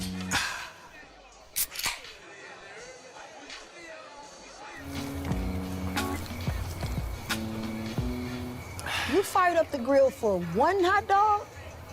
Seriously? Hot dogs, better with Pepsi. So you've injured your shoulder or your knee? And of course you want the best care and the best doctor available. The doctor on the left treats shoulders and knees and ankles and hands, while the Mississippi sports medicine doctor on the right specializes in one body area and one area only, treating thousands of patients a year. Trust your medical care to one of our true specialists. Mississippi Sports Medicine. We specialize for you. Well, the Pirates just given a gift on a flop floop punt, as we're going to take the ball over deep in Terry territory. Yeah, that was Quan Russ, the punter, who got off a really good punt that first time, and he's got on those soccer cleats that he rotates in for when he punts, and he's the same guy who dropped it on that Cody Arms punt last time around. That time he drops it as the punter, and thank you, Mr. Russ, for that gift. We needed it badly. So first down for the Pirates at the 21-yard line. Jaybird back to pass, looking, throwing deep, has a man, catching up to it. Justice served! Justice Moore with a touchdown. And man, we needed that one some kind of badly as we watched Jerry Johnson run off. And Greg, he is not 100%, but that time it only needed his right arm and not his leg. He puts that one up in the air. Justice Moore pulls it in from 23 yards out, and the Pirates have gone back on top. And one that's a lot closer than everybody thought here with 10:24 remaining in the second quarter. The Raising Cane's touchdown, Bird to Moore. Now Arms will come on for the extra point out of the hold of Cade Chisholm. Good snap, good hold, kick is up, and it is good. And the Pirates retake the lead.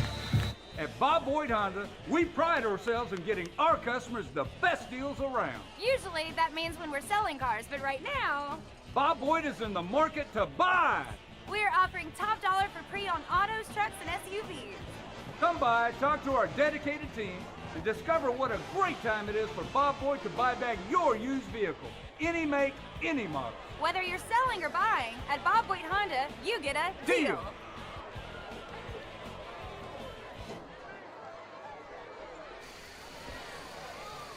Well, the wake-up call happened. We kind of reached over and hit the alarm clock now. We were kept hitting the snooze button, I think, in the first quarter. Let's see if we've finally shaken off the cobwebs now. Pirates have retaken the lead 15-13, 10:24 to play before halftime. And we're going to have a Shane Fletcher Farm Bureau kickoff.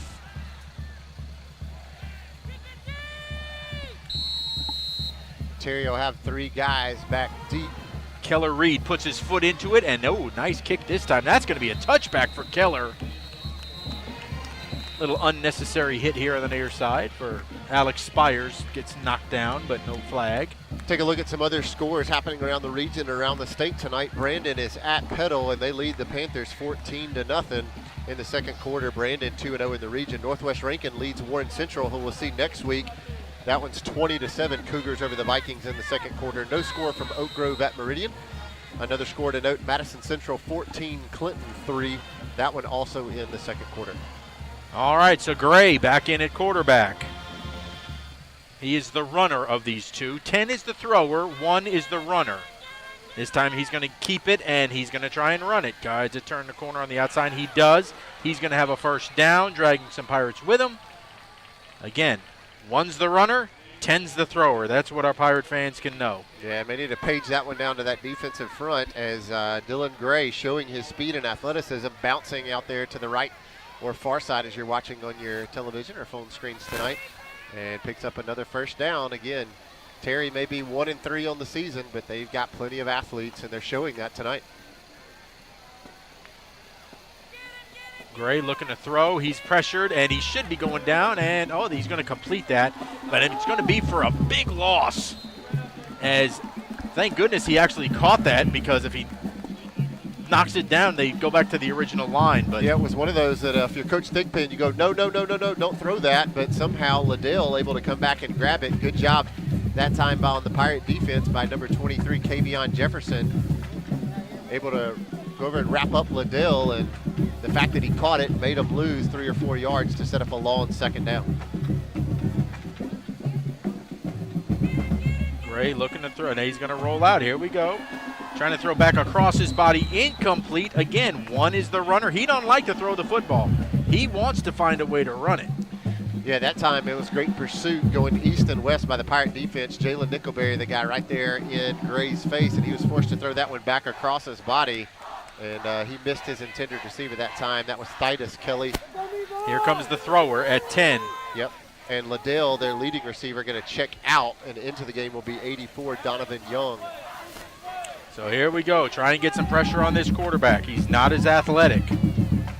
Third down and 13. Here we go with the pressure. Tristan's being held. Throw it out here to the sideline. Incomplete, and that'll bring up fourth down. Good job by the Pirate defense that time. Yeah, that time it was secondary. Holding Tristan. Along with, Tristan Carpenter clearly being held there. You can't grab jersey like that from 74 on Terry.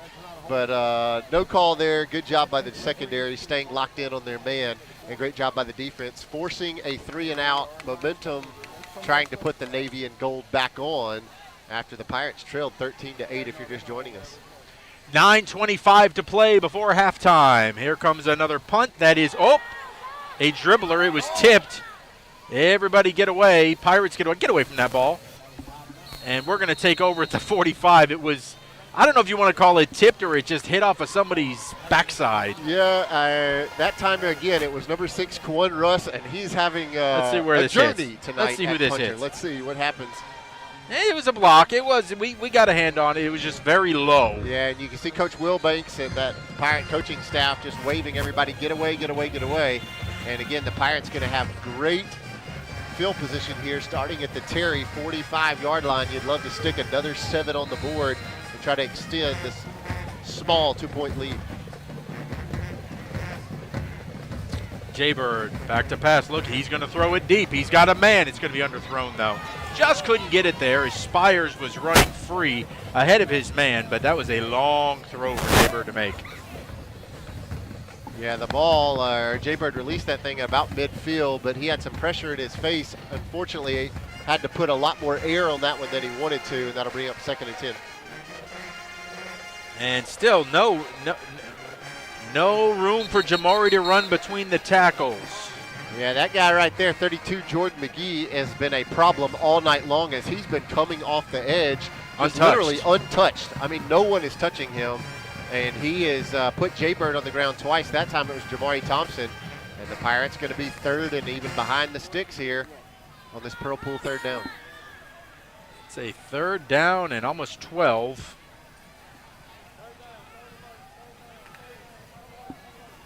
Bird pump fake, throws it deep. He's got his man, but too far. Looking for Colby Henderson. And that'll be 4th down. Good coverage that time by Caleb Peterson. Maybe flip the field, try and just pin him deep here with a nice punt. Yeah, it looks like it will be Cody Arms and the punting unit to come on, and defense is again going to be tasked with preserving this 2-point lead. Well, hopefully Cody can pin him down here inside the 20, maybe inside the 10. Yep, and then defense could get a little stop, keep the field position in our favor. Exactly right. Just keep that field position flipped.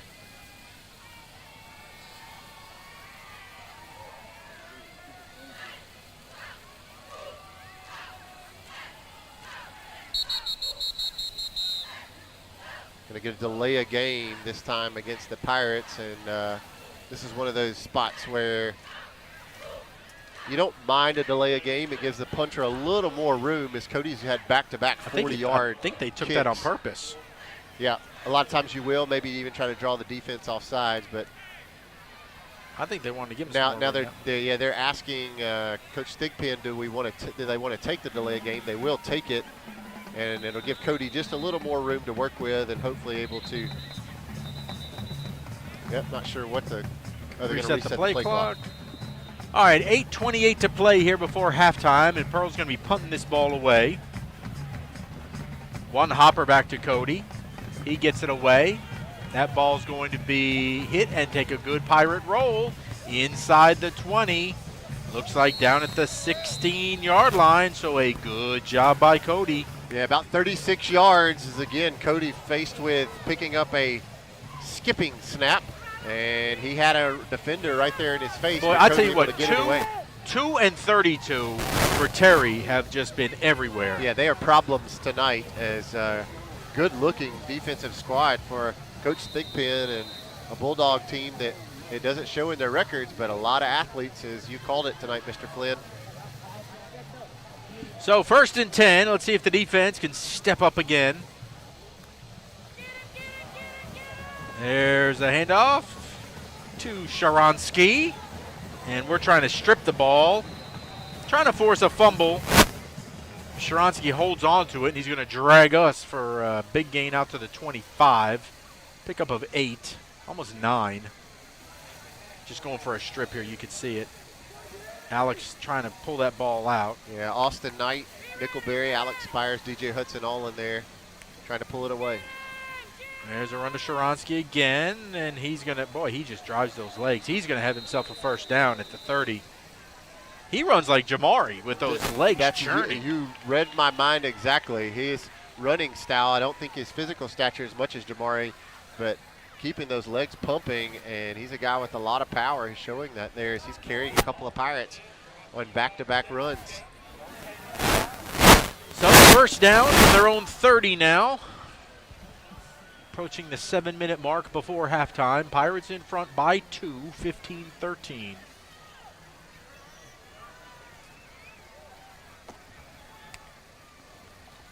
There's a handoff to Sharansky. This time we're there. Man, he's still trying. He still made something positive out of it. He gets back to the line of scrimmage there. Yeah, good penetration that time by the Pirate defensive front. Nickelberry the first one to make contact, but Jabron Moore and Jeremy Jackson, the guys who really blew that play up from the beginning, and that's the Pearl Pirate defense that we've seen all season long. That comes into tonight only giving up 14 points a contest. Terry going to have it 2nd and 10. Titus Kelly is the passer, and we're going to get a false start, so back it up 5 yards. So on that Penny Pitts Havard Real Estate Group, we needed that. Something to slow down this running attack. That'll make it 2nd down and 15 now. And more importantly, move the field position backwards. Third false start call of the night on the Terry Bulldogs. Handful of penalties for Terry, and Pearl now looking at 8 penalties by my calculation so far through the first half.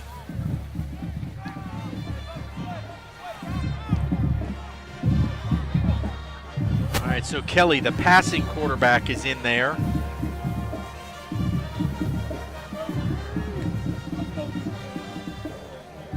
He's going to try and get free, sets his feet, and one hops it to the receiver. So a big Pearl pool, 3rd down and 15, and a chance for this Pirate defense to not only get off the field, but Lord, with the problems that Terry's been having with their punting game, who knows what's going to happen. Yeah, at that time, Jeremy Jackson in there, Tristan Carpenter all in the face of Kelly, the quarterback. He was looking for Marshall, and that pass nowhere close. Not only do you have the backup quarterback in with Kelly, but also backup running back in the backfield, Jordan McGee. Sharansky Johnson has checked out here on 3rd down. Kelly back to pass. He's pressured. And, oh, we just missed him. Another miss, and he's going to throw that ball, and nearly intercepted by Alex Spires. But it will be incomplete and 4th down.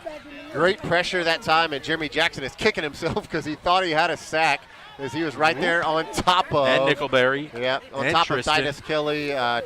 Jabron Moore, the final guy in the face of Kelly to force that pass that almost was picked off by Alex Spires. And again, here comes the adventures of number 6, Quan Russ, the punter, who's had a interesting night so far. A couple of good-looking kicks, but he's also dropped one and slipped and put it on the turf. And that one's high, and we gets it away. That ball's going to be caught on the run by Justice. Justice across midfield, still alive, and will step out of bounds into the Pirate bench at the, let's see where they're going to officially mark him out. Looks like the 36, and the Pirates going to have a very short field to work with. Yeah, Russ feeling the pressure there, and that was a line drive punt. Gave no hang time, so no time for his coverage to get down and run after Justice Moore. Good job by Justice catching that thing on the fly and on the move, and he returns that one back some 20 yards into Terry Bulldog territory. And if you were Justin Hunter and the Pirates, you'd love to have 6 and a Cody Arms extra point right here. Little slip screen to Javion Alexander. He makes the first man miss inside the 30. Maybe Javion's the spark plug. We're going to go fast here. Yeah, great play call there. Get Javion out in the flat. Good job by Jay-Bird throwing it up. Great job by the senior. Javion with great hands runs over defender. And a big 9.5-yard pickup on 1st down. There's Jamari. Looking to turn the corner. Now goes north-south. He's going to pick up a Renaissance Bank 1st down.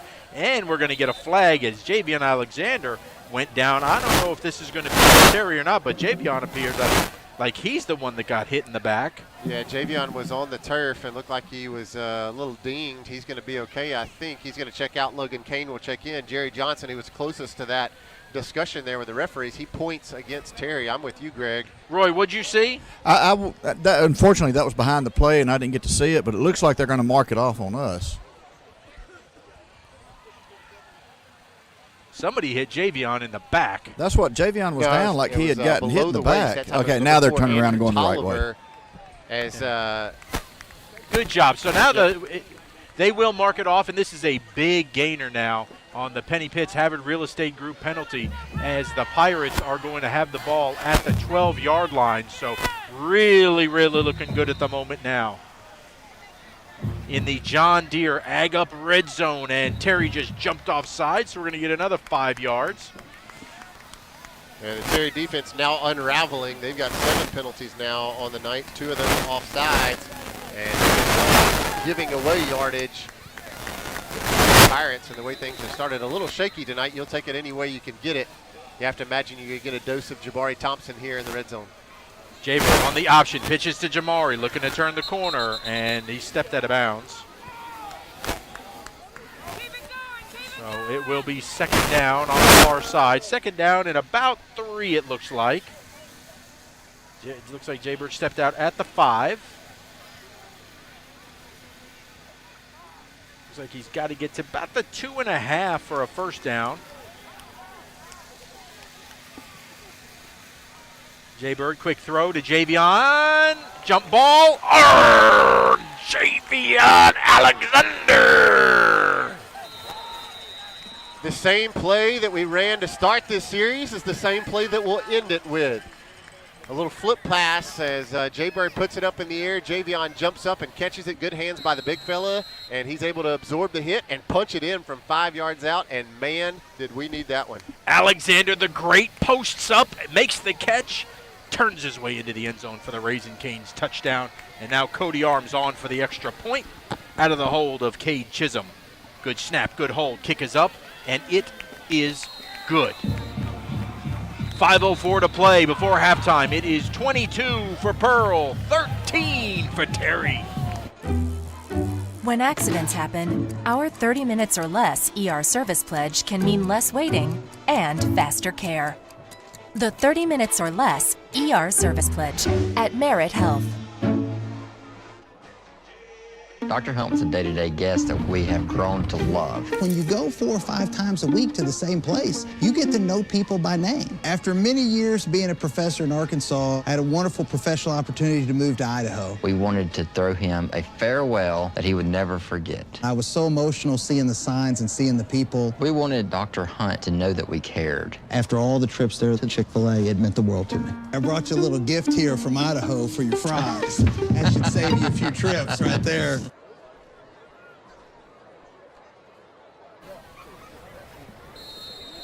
We're back for the Shane Fletcher Farm Bureau Insurance kickoff.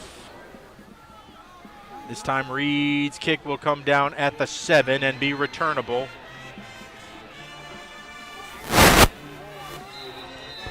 Terry's going to take over. Hey, Roy, something to keep an eye on down there if you can. It does not look as though Jay Bird is at 100% right now. And I see Roy down there talking to our trainer. You can just tell that Jay Bird is not 100%. Yeah, and that's kind of what we were just talking about. Yeah, he's still complaining about his ankle. He didn't practice this week. He was in the boot. And tonight's the first night he's gotten out and got some pressure on it and all, and it's still bothering him a little bit. Well, let's hope we can maybe extend this thing out so he can get the second, maybe a fourth quarter off to rest that a little extra tonight, but we are a long way from that. Gray's going to hand that ball off to Sharansky. Oh, look at Braxton come in there with a nice lick. Yeah, good job that time and Freeman was in there. Defense. Kai Freeman in there along with Braxton Kemp, wrapping up a really good athlete in Sharansky Johnson. And it looks like this Pearl Pirate defense the last couple of drives has really began to kind of find their groove after giving up a couple of touchdowns in the first quarter.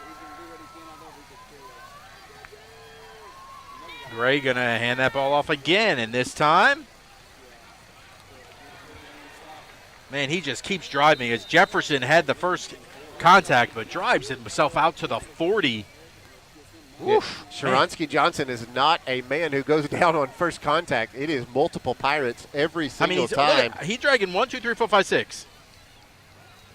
Yeah. Holy moly. I'm going to say he squats more than me and you combined. What do you think?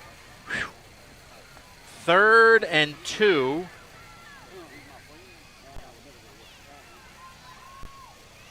And this time he's going to keep the ball and get free into the second level, and it is a foot race down the sidelines. Marcus Mosley cannot get him, and that's going to be a touchdown for Carlos Sanders. They slid him in just when you didn't even know it. First time we've seen Carlos Sanders at quarterback tonight, and it was a keeper all the way. He went 59 yards to the house. The only man who really had a chance was Marcus Mosley there inside the 10-yard line, and Marcus went for the strip rather than the push out or the tackle. And don't look, but Terry Bulldogs have put more points on the board. It's 22-19 with 3:35 here remaining before the half. So they will attempt the extra point. Good snap, good hold. It is up, and it is good. And it's now 22-20 with 3.5 to play before halftime. Public service has always had a very special place in my heart, and to be able to do it and be a first responder as a reserve, when you're not getting paid, that's just one of the most selfless acts you can do. I think we all have a responsibility to our towns and our communities. Well, for me, it's simple. I mean, when you say local, that's what's most important to me. Our citizens inside this county, we all care for each other, and we do everything we can to help everybody out. I am Shane Fletcher with Farm Bureau, and we are the home team.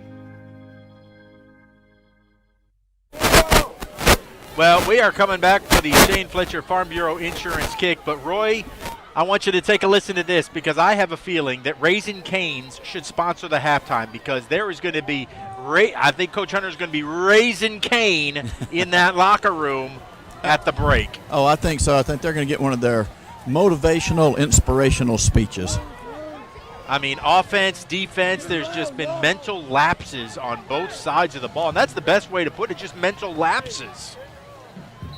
Yeah, it's a lack of focus, throughout the entirety of each play. And here comes, they're going to try an onside, and that was very good, but man, they had the opportunity. It was a weird, because of our camera angle, you watch that ball just spinning. Let's see if we got this on the Rogers stats. Watch this ball, and it was the opportunity Terry had to catch it. Look at that ball. Look at it hang there, almost like it had helium in it. But the Pirates are going to get great field position now, so important. And, man, can we please just take it down the field, get some extra points, because, remember, Terry gets the ball to start the second half, right? That's exactly right. Terry won the toss to start this game and then declined or deferred to the second half, I believe is the way we actually should term that. But, again, Pearl going to get great field position here. You only lead by 2. You'd love to go ahead and stick this one in the end zone, maybe run out most of the clock to take it to half.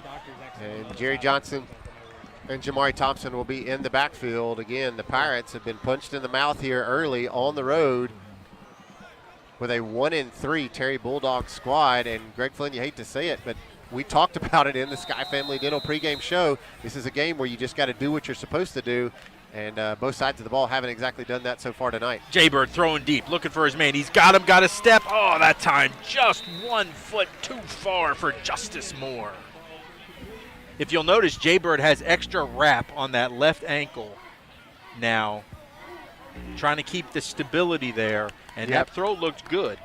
Yeah, that ball did look good, and he even had a defender coming at his feet, so Jerry did not get to fully follow through on that ball, but he and Justice hooked up a little earlier in the ball game, trying to stretch out this defense. It's been stingy.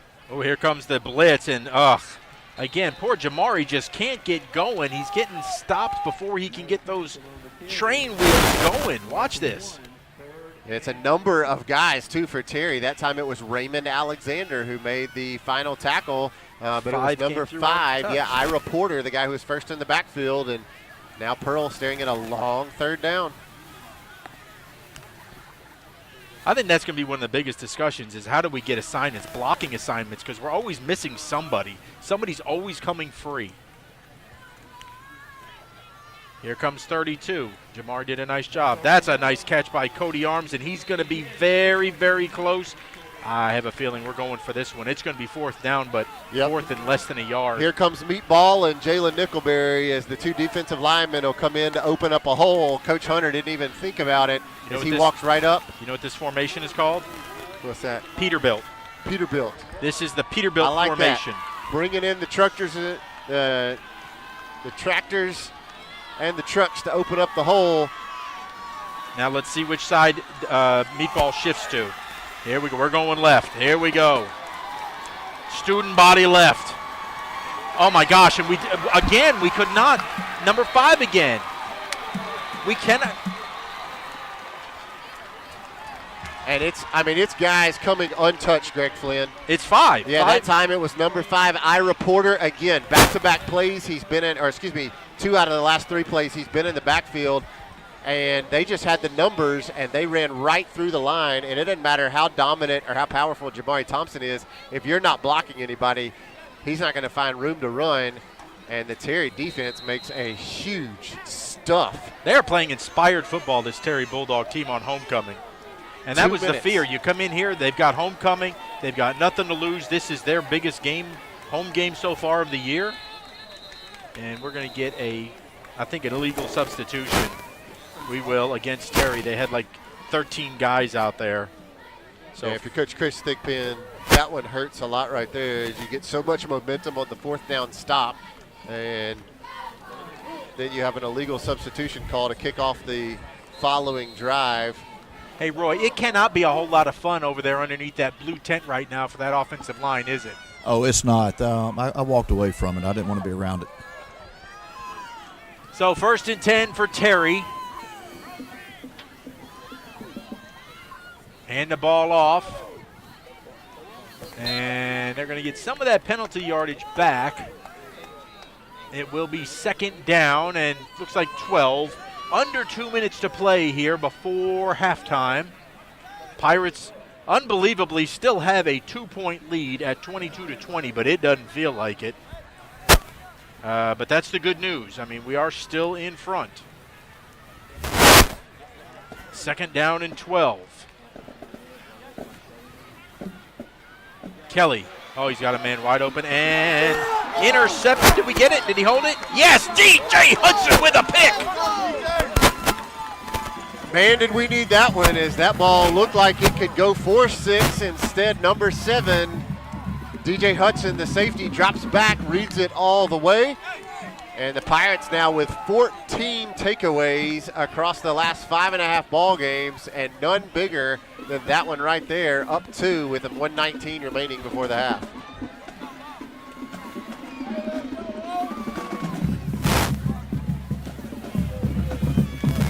Hey, Mr. DJ, put a record on. We'll take that interception, and the Pirates are going to have an opportunity maybe to get some more points.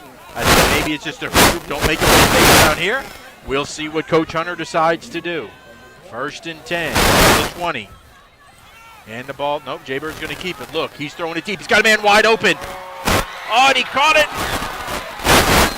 Chin makes the catch, but he couldn't hold his feet. He had to wait for that ball. Clock will stop as they move the chains. Minute 10. Yeah, good play fake to Jamari. Azir Chin was wide open, but the turf monster got him. He had to wait offense too look long. to go fast. It looks like Terry's going to take a timeout as they could not get their defense set. He couldn't get that. He couldn't get that ball to him fast enough. It was underthrown by just a little bit, and Azir had to slow down, and unfortunately unable to gain his footing after that. But still a big pitch and catch. 65 seconds remaining here before the half. And if you are Pearl, I believe you've got your full allotment of 3 timeouts left. And man, do you need some kind of points and momentum to take to the locker room in what's been a nip and tuck, difficult first half here on the road against an inspired Terry Bulldog football team. Well, I mean, that changes the complexion of everything. A 35-yard gain. Now with 1:05 left, you're in Terry territory. Really changes the complexion. Yeah, Terry defense clearly probably not expecting that as Azir got lost in the secondary. I believe that Coach Chris Thigpen and Terry thought that they were going to do exactly kind of what I thought. I thought we might just hand it off to Jamari and try to get to the locker room as quick as possible, but the play fake finds a wide open chin. And right before that play, Zamir came over and talked to his position coach, and they were talking about something and then ran that play. So I'm sure he saw something on the field. And there's Jaybird going to throw the quick out. Justice is going to drop it on the inside screen. Roy was saying that Azir had come over and said he'd seen something right before that play, and that's what opened that one up. So this one would have been a nice wide receiver screen almost there, a little bubble, because there was going to be some room there. Yeah, they had Takofa Lewis out in the flat ready to block for Justice, but he tried to kind of run before you catch it. 2nd down and 10 from the Terry 45. It's like arms and chin here on the near side. That's Javion Alexander at the tight end spot. Faked it, throw it. Too high for Arms. He ran it in, and Jaybird threw it a little too high. So it'll be 3rd down. And again, Jaybird had a visitor there. Ira Porter, there's that man again, number 5, as he's been a problem, especially here late in this second quarter. And this is a down where you'd love to pick up yardage, but also do not make a big mistake right before halftime. Here he comes on the blitz, and he jumped off sides. That's where they get aggressive, and you can play to that on the Penny Pitts Havard Real Estate Group penalty. That's a huge play to make it 3rd and 5. Yeah, you saw Porter. He was trying to read that one all the way, and we'll take that free 5 to make it 3rd and a little more manageable, as Porter was trying to read the snap, and Jaybird has done that all throughout this first half. Kind of runs that little fake clap just to see if the defense might jump, and that time he got him. 55 seconds left before halftime. Jamari. Lord, they're not blocking for Jamari tonight. I don't know if Jamari upset the offensive line this week. I don't know, but I don't know.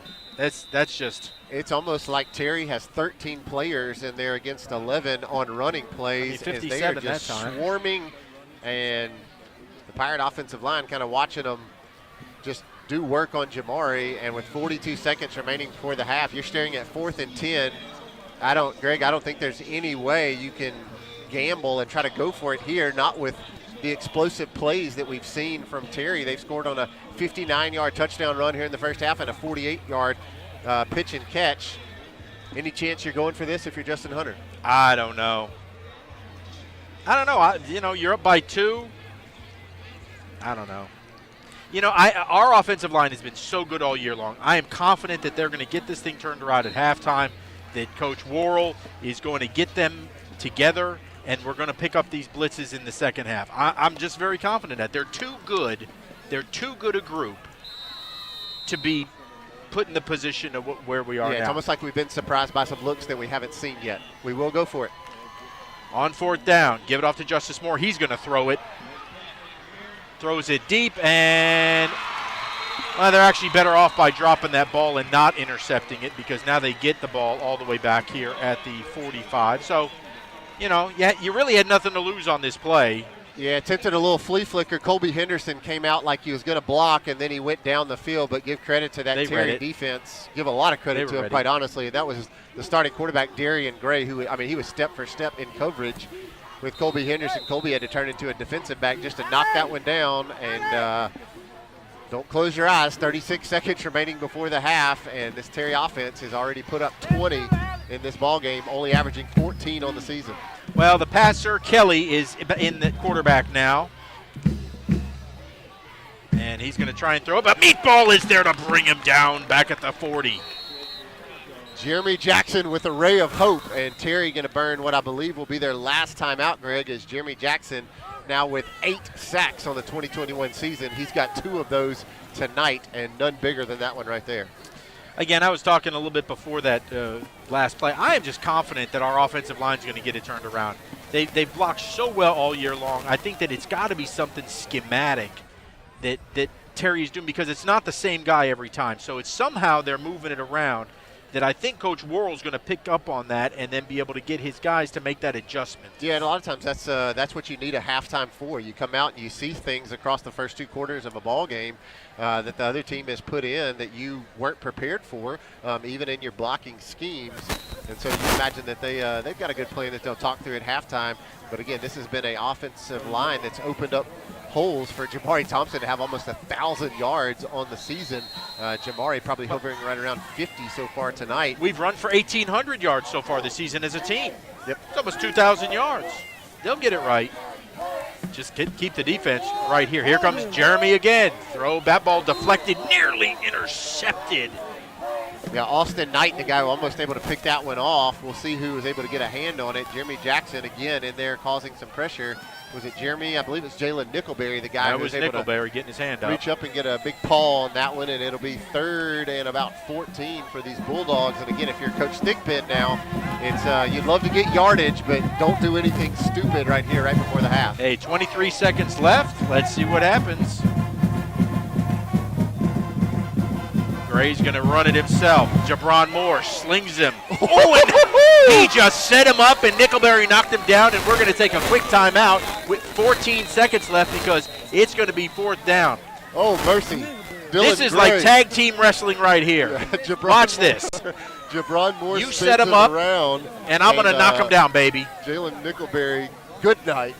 From the Nightmare. That is Nightmare on Elm Street kind of stuff. Dylan Gray did not see the truck coming, but the license plate said 26, and Nickelberry ran right over him.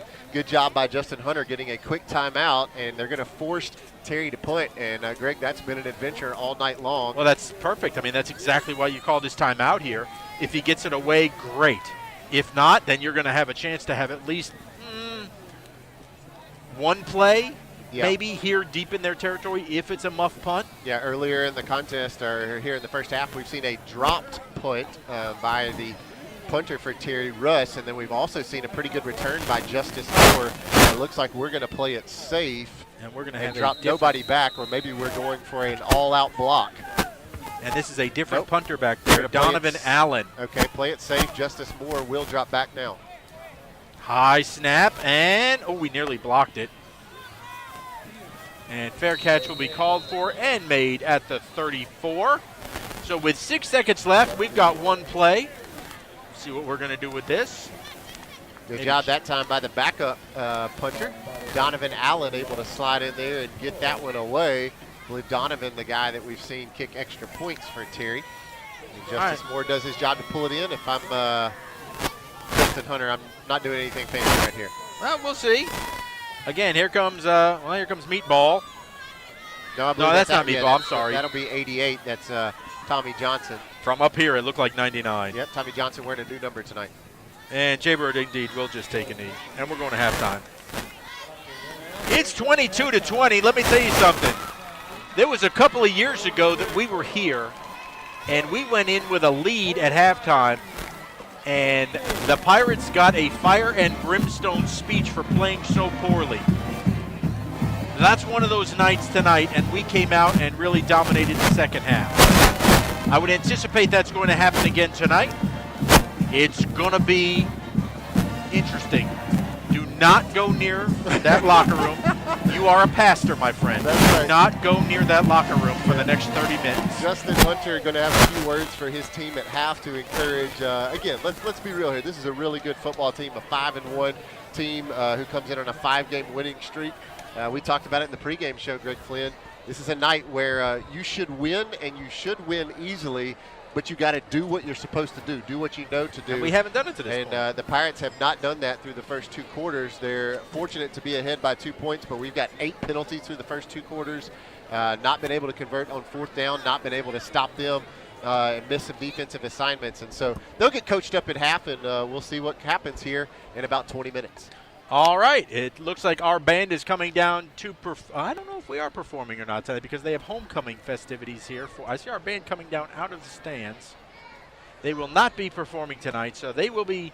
We wish them luck. There's a band competition this weekend, I believe. Is that correct, Frank Hutton? Band competition this week at Ray Rogers Stadiums. So they will get ready for that this weekend. They came to support the football team tonight, played in the stands. And now we're going to have homecoming here for Terry. We're going to step aside here on the Newman Insurance halftime show. We'll be back with second half in just a little bit. Hello, I'm State Representative Gene Newman, here to share a message to our young people and parents. There are many pathways to success. For some, it's 4-year college, which is great if you have a chosen profession. But there are so many other opportunities to grow and succeed here in Mississippi. Our community colleges, VOTEC, trade schools, apprenticeship programs, and on-the-job training are all top-notch. Believe it or not, there are more than 7 million good jobs available across the country, and most don't require a 4-year degree. I encourage parents to support their kids that have a love for skilled trades like construction, air conditioning repair, auto technicians, electricians, and so many others. We need a diverse workforce that can thrive even in tough times like pandemics. And remember, no matter what, every day is a great day to be a pirate. I'm Officer Kyle Carmerdale. And I'm Officer Alfred Jenkins, School Resource Officer with the Pearl Police Department, and our job is to protect students. Here in Pearl, we have zero tolerance for drivers that break school bus laws. There are 4 things to know. Stop at least 10 feet from the bus when it is loading or unloading. Don't move until kids have crossed the street to or from the bus. The flashing red lights are no longer activated. The stop sign on the side of the bus is retracted. When we catch you, you get a ticket up to $750, up to a year in jail, or both. Please pay attention so every student can get to school and home safely. He was supposed to be the 5th man to walk on the moon. But 200,000 miles from Earth, an oxygen tank explodes. Power supply malfunction. Okay, now let's everybody keep cool. Thanks to his survival skills and leadership instinct, Hang in there, it won't be he long. helped guide the crew back home. Welcome home. This really looks great. He was Jim Lovell, and long before he wore this uniform, he wore this one.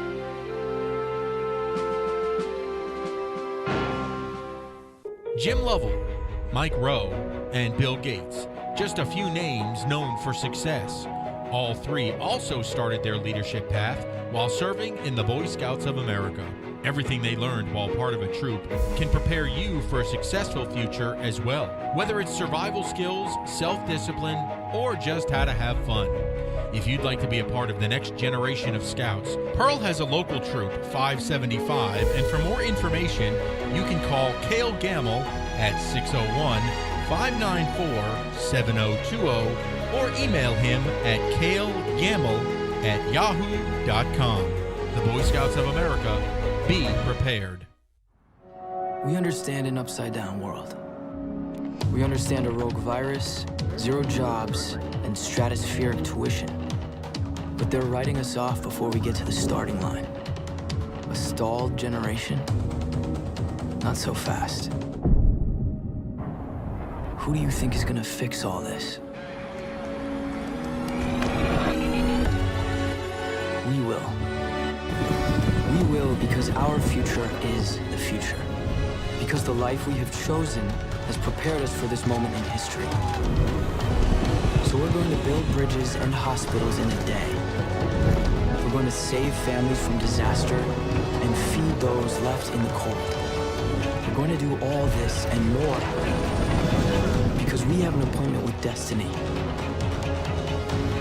We invite you to join us. The next greatest generation is now. I'm State Representative Gene Newman with a message to young people and their parents. There are many pathways to success. For some, it's a regular college degree. But so often I see students and their families get in financial trouble by taking out huge student loans for college degrees that they will never be able to pay back. The degree programs they are pushed into are governed by rules designed to benefit the colleges and the loan programs, not the students. College doesn't guarantee a good high-paying job. If a student hasn't decided what career they want to pursue, please look at the community colleges with so many different programs and degrees. Don't start out in life with a huge college debt hanging over you. I want to see every pirate find their way to a successful career because every day is a great day to be a pirate. You've been putting back a few, and a few becomes a few too many. For a moment, you think about calling for a ride. Nah, you live nearby. What's the worst that can happen? You get pulled over, your insurance goes up, you lose your license, you total your car, you kill someone.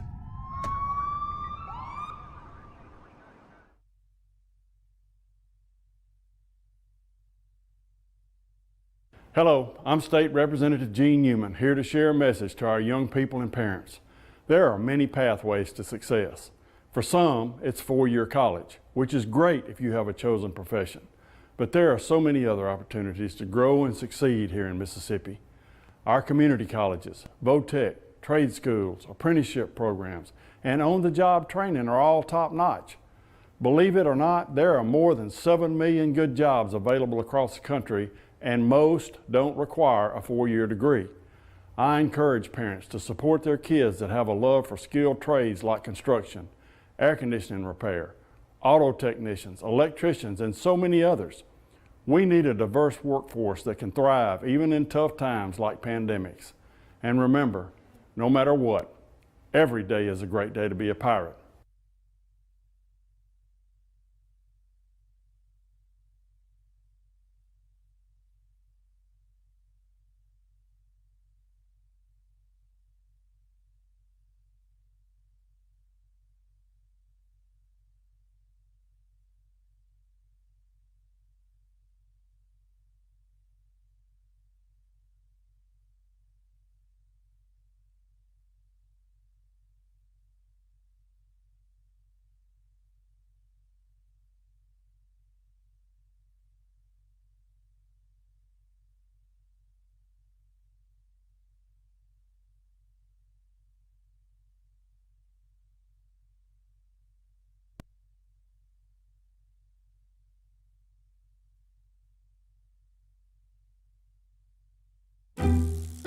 When accidents happen, our 30 minutes or less ER service pledge can mean less waiting and faster care.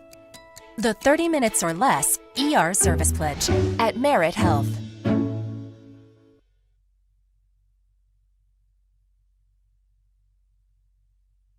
Hello, I'm State Representative Gene Newman, here to share a message to our young people and parents. There are many pathways to success. For some, it's four-year college, which is great if you have a chosen profession.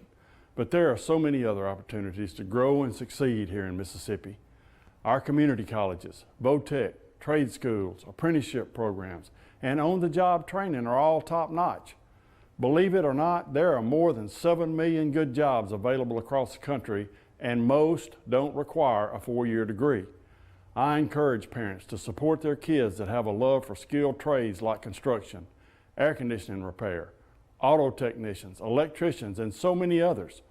We need a diverse workforce that can thrive even in tough times like pandemics. And remember, no matter what, every day is a great day to be a pirate. At Raising Cane's, we are committed to safely serving you and your family the best tasting and highest quality chicken finger meals. This is very personal to me. I know how important it is to have a trusted, safe, and clean place to feed you and your loved ones. We will always go above and beyond all CDC guidelines, local government requirements, and industry standards. This is our promise to you. Cane's is open and we're here to serve you our hot, fresh chicken finger meals and drinks through drive-thru. Go to RaisingCanes.com for details or call your local Cane's. Thank you for your continued trust in us. One love. When pirates need a feast, they sail to Mugshots Grill and Bar. Voted best burger in Mississippi for 13 years in a row, Mugshots proudly serves fresh, never frozen certified Angus beef. X marks the spot at 2 locations on the map, in Pearl and Riverwind Drive in the movie theater parking lot, and in Flowood on the corner of Airport Road and Lakeland Drive. You can dine in, take out, or order online and pick up curbside. Check out mugshotsgrillandbar.com. Thank you for shopping at Mystery Savings Supermarket, where you never know what kind of deal you're gonna get.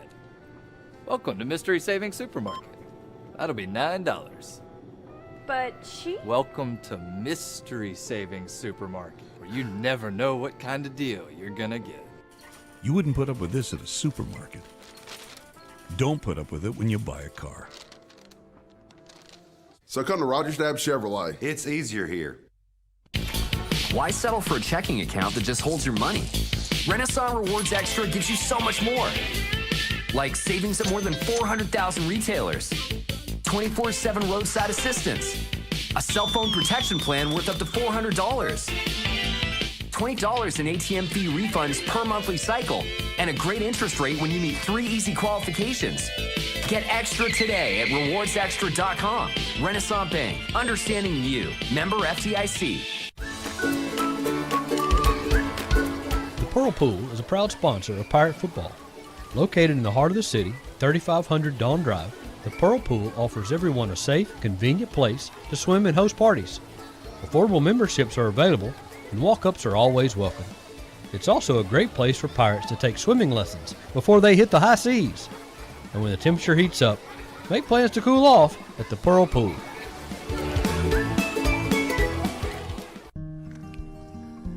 You've heard it said, give a man a fish and he'll eat for a day. But teach a man to fish, he'll come home dehydrated, severely malnourished, and late.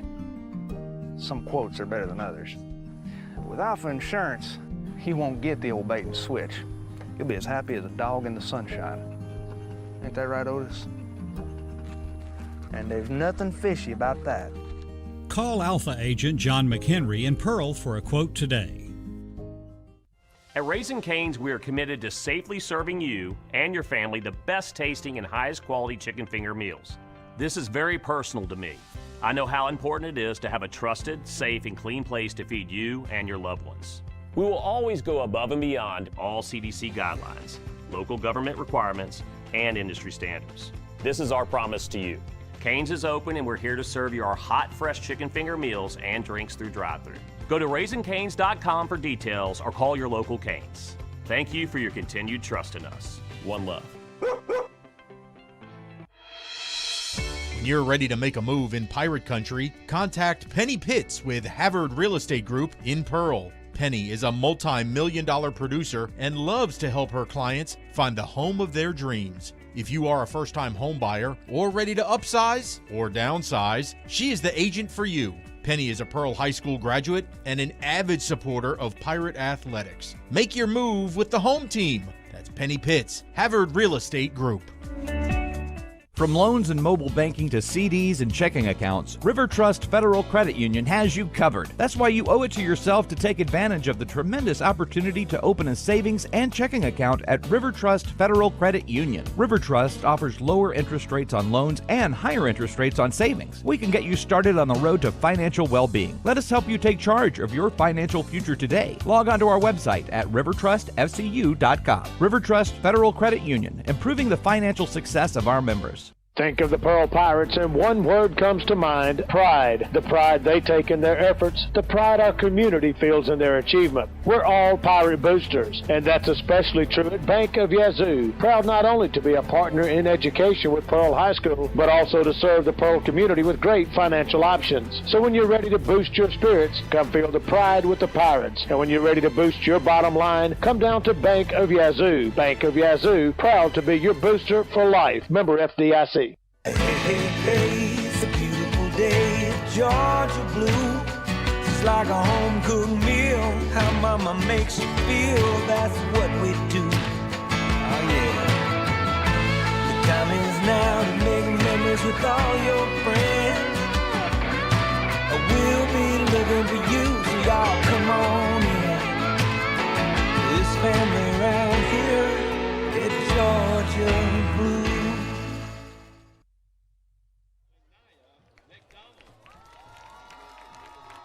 Agency halftime report as we are live from Terry High School tonight. We're in the middle of their homecoming festivities. As you can see that happening down on the field. On the scoreboard, it is a little bit closer than the experts thought. Pirates 22, Terry Bulldogs 20. As we are nearing the end of halftime, they're getting ready to crown their homecoming queen here in just a moment. And then we'll get ready to see the teams come back out for warm-ups for second half action. Again, the Pirates with only a 2-point lead here, 22-20. As we're in our third region game of the season here on the road at Terry High School tonight. Take a look at region standings real quick before we bring you some scores and updates happening from around the region, around the state tonight. Coming into tonight, Pearl sits atop Region 3 6A along with Oak Grove and Brandon. Each of those teams, Pearl, Oak Grove, and Brandon, all at 2-0 in Region 3 6A. Meridian Wildcats are 1-1 in Region 3 6A, and the Northwest Rankin Cougars also sit at 1-1. At the bottom of the region, all three teams at 0-2. The Warren Central Vikings, who we'll see on the road next week at Vicksburg. The Terry Bulldogs that we're seeing tonight, a feisty 0-2 team. And then the Petal Panthers, who we saw back a couple of weeks ago in our first region game, also at 0-2. Here's the scores happening from around the state tonight. A lot of these games also at half. Right now, the Brandon Bulldogs taking care of the Petal Panthers. That one happening at Petal tonight. Bulldogs all over the Panthers, 28-0 at half. Northwest Rankin leads Warren Central Vikings. Cougars 20, Warren Central 7. That one a second quarter score. They're probably at the half now, but Northwest Rankin looking to pick up their second victory in region play. And this the surprise of the region so far tonight. This one at the half, the Meridian Wildcats 28, the Oak Grove Warriors 27. Again, this is a really talented Meridian team, and they're hosting the number 2 team in the state of Mississippi and the defending 6A champions tonight in the Oak Grove Warriors. And that's a talented Wildcat offense that we saw come into Ray Rogers Stadium last week. They put up 27 against Pearl. Pearl pulls out the victory, but tonight the Meridian Wildcats have put up 4 touchdowns, 28 points against Oak Grove. So Meridian leads by 1 at the half in that Region 3 6A game. We'll keep you updated on that score throughout the second half. Madison Central is at Clinton tonight. That's a Region 2 6A game. Madison Central all over Clinton, who has a really, really difficult schedule. Madison Central 31, Clinton 10. That's a third quarter score. A couple other scores to bring you up to date.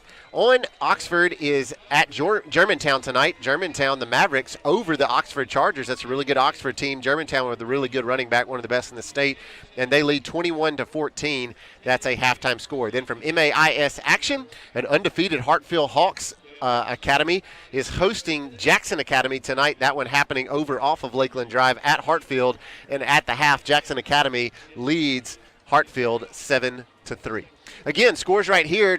Pirates are leading the Terry Bulldogs 22-20 at the half. We'll take another break, come back with some stats as we get ready for the second half here live from Terry High School right here on the Newman Insurance Agency Halftime Show. Hello, I'm State Representative Gene Newman, here to share a message to our young people and parents. There are many pathways to success.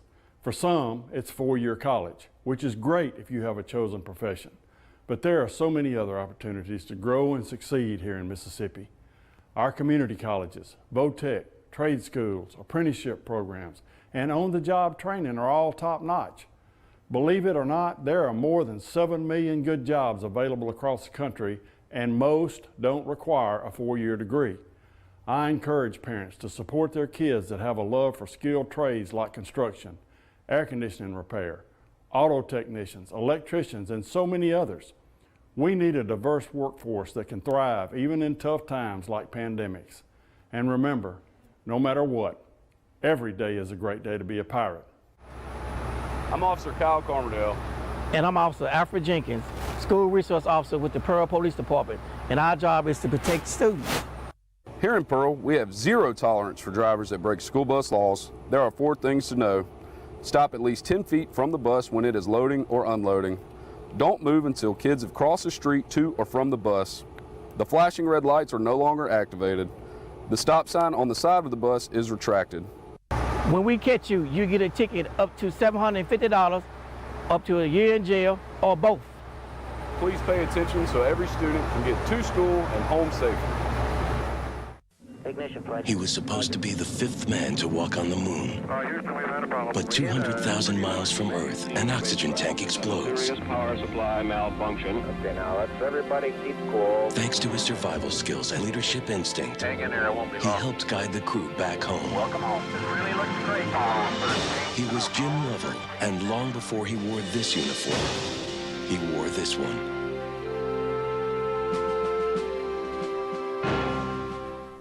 Jim Lovell, Mike Rowe, and Bill Gates. Just a few names known for success. All 3 also started their leadership path while serving in the Boy Scouts of America. Everything they learned while part of a troop can prepare you for a successful future as well, whether it's survival skills, self-discipline, or just how to have fun. If you'd like to be a part of the next generation of Scouts, Pearl has a local troop, 575, and for more information, you can call Cale Gamble at 601-594-7020 or email him at calegamble@yahoo.com. The Boy Scouts of America, be prepared. We understand an upside-down world.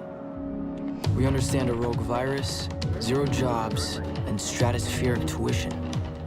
But they're writing us off before we get to the starting line. A stalled generation? Not so fast. Who do you think is gonna fix all this? We will. We will because our future is the future. Because the life we have chosen has prepared us for this moment in history.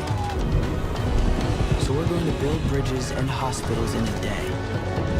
We're going to save families from disaster and feed those left in the cold. We're going to do all this and more because we have an appointment with destiny.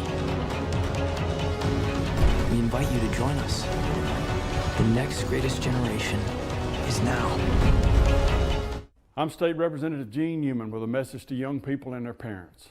There are many pathways to success. For some, it's a regular college degree, but so often I see students and their families get in financial trouble by taking out huge student loans for college degrees that they will never be able to pay back. The degree programs they are pushed into are governed by rules designed to benefit the colleges and the loan programs, not the students. College doesn't guarantee a good, high-paying job. If a student hasn't decided what career they want to pursue, please look at the community colleges with so many different programs and degrees. Don't start out in life with a huge college debt hanging over you. I want to see every pirate find their way to a successful career because every day is a great day to be a pirate. You've been putting back a few, and a few becomes a few too many. For a moment, you think about calling for a ride. Nah, you live nearby. What's the worst that can happen? You get pulled over, your insurance goes up, you lose your license, you total your car, you kill someone.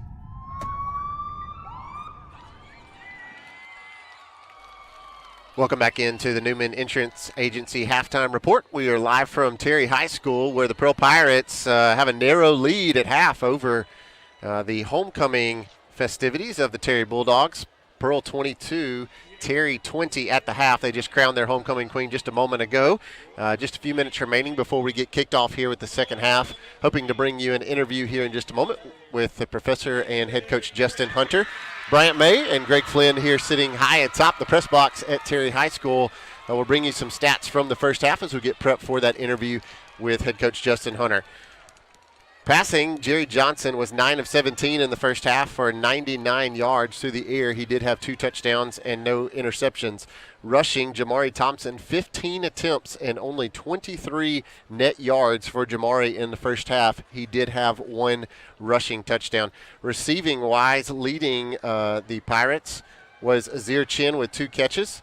And then also Javion Alexander both had 2 catches. Javion Alexander had had 1 reception for a touchdown. I believe the professor has caught up with the head coach Justin Hunter. We'll take it over to you, Roy. All right, hey guys, I'm here with Coach Hunter. Coach Hunter, not the first half that I expected. So what'd you tell your players at halftime? I told them the truth.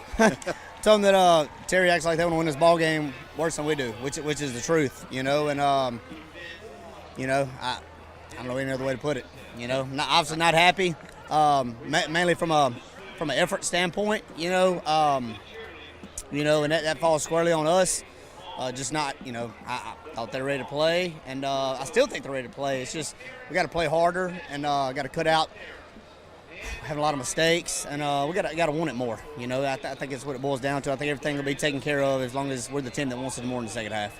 Well, we were talking, and I've been talking to somebody on the sideline and was wondering, are they doing a different scheme, or they're doing a different blitz scheme that maybe we haven't seen and weren't really ready for? Yeah, no, I mean, we prepared for anything, just because they do a little different front. They base have an odd front, but they get in some even look principles, so it kind of messes with our rules. We have rules versus even and odd. It's messed with it a little bit, and which is where all the run throughs are coming from and everything. But I think we got that fixed at halftime. I'll let you know here shortly.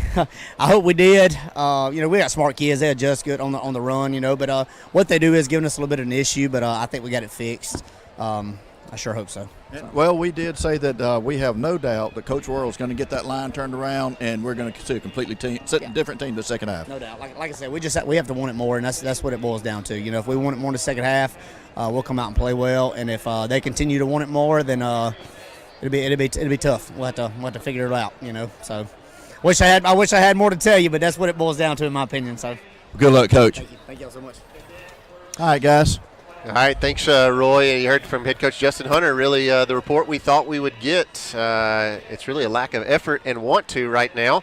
Got some things that they're hoping to square away there on the offensive line that had a little bit of a rough first half. Saw a really talented squad on the Terry defensive front. Finished out some of those statistics real quick. Punting-wise, Cody Arms, 4 punts. 34.5-yard average on those. Keller Reed's handling kickoff duty tonight. And then finally, defensively, looking at tackle totals there, leading the team was Jalen Nickelberry with 4 tackles. Braxton Kemp had 3, along with Jeremy Jackson, who also had 3. He also had a couple of sacks, and a host of Pirates with 2 tackles apiece. So Greg Flynn, Justin Hunter said it there, that we have some rules that we have set up of how we operate on the offensive line, and the schemes that we saw from that Terry defensive front kind of broke what some of those rules were. And so now we made some changes at halftime with offensive line coach Nathan Worrell, and we'll see what happens here in the second half. But sometimes it's just want to, and we did not see enough want to, according to head coach Justin Hunter there in the first half. Well, I had confidence that they were going to make the adjustments, and the want to. Again, it's just focus. You may have taken them lightly in the first half. Come out and play your game. Just like you said, do your job in the second half. We've got our Shane Fletcher Farm Bureau insurance kick ready to fly, and Reed's kick is going to be taken in at the 29.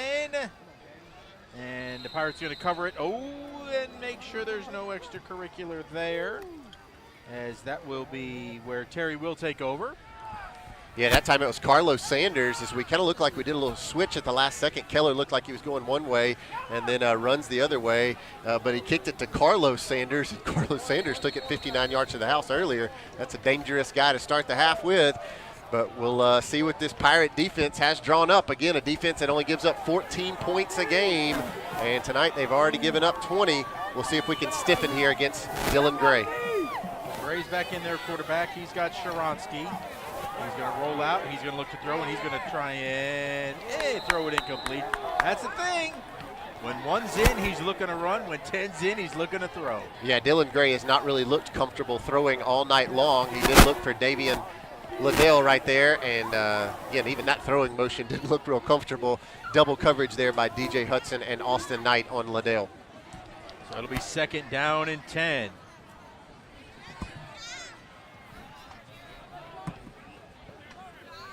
Sharansky off to his left hip.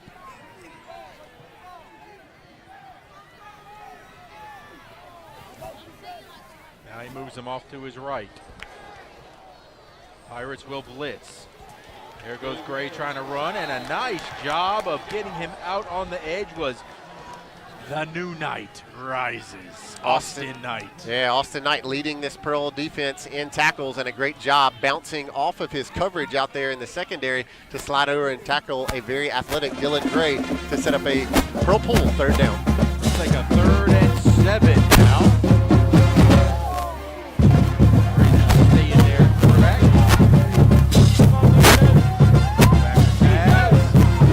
That time he guns it, and that's a good-looking throw as he beats Alex Spires there to the inside. And it's going to be a 1st down inside the 50-yard line at the Pirate 49. Davian Liddell, the probably most consistent wide receiver we've seen for Terry tonight. They needed 7. He ran about a 10-yard route, and Gray put it right on the money. Oh, that's a bad snap on the ground. Gray gets rid of it quickly. And they're going to turn something out of nothing, as that was broken up from the get-go. Yeah, give all credit to Dylan Gray that time as he picked up that ball off the turf, felt Jabron Moore in his face, but able to get a pass on target out to Marshall in the flat, who picks up valuable yardage of about 3 or 4 yards on a play that could have gone the wrong way for Terry. 2nd down and 7.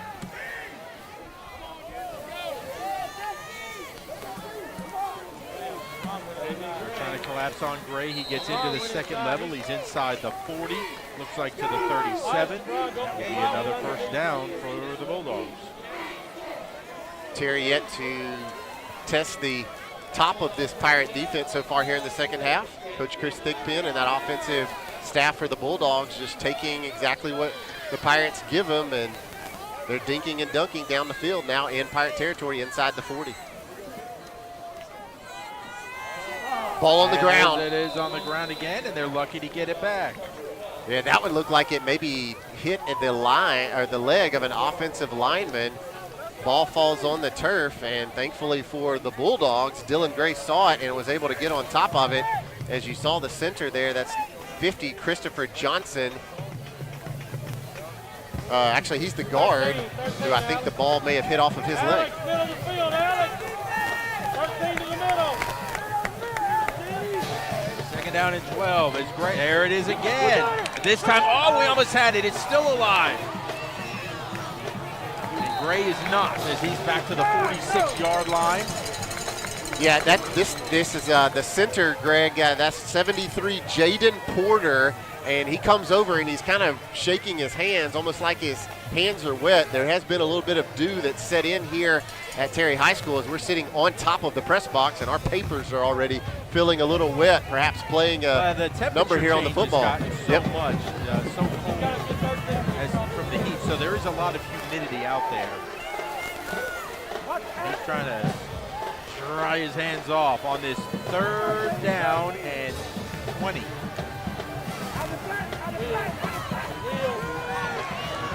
And that ball somehow is caught. That was just thrown up and caught. It was almost like a Hail Mary. Hail Mary to the right side that was converted. Yeah, Davian Liddell again. He started in the slot and runs to the sideline, and then he just broke coverage. That time it was number 12, Kavion Freeman, the linebacker, who had coverage on him out in the flat, and Liddell just left him. And this Terry offense is gaining momentum by the play. Gray, now he's going to throw over the middle. That ball caught again. All of a sudden, Gray getting confidence, throwing the football. And again, it's Liddell, nothing fancy. Liddell just runs about a little 5-yard stop route, and right in the middle of that zone in between Spires, Carpenter, and Knight. Alex all the way over here. Get Alex on their side. Get Alex on the other side. Here comes Johnson off the right hip of Gray. They're going to roll that way. Gray turns it upfield. Holding on the outside. They're going to get that finally. Yes, indeed. It was a good grab full of jersey there on Justice Moore. Watch the top of your screen here.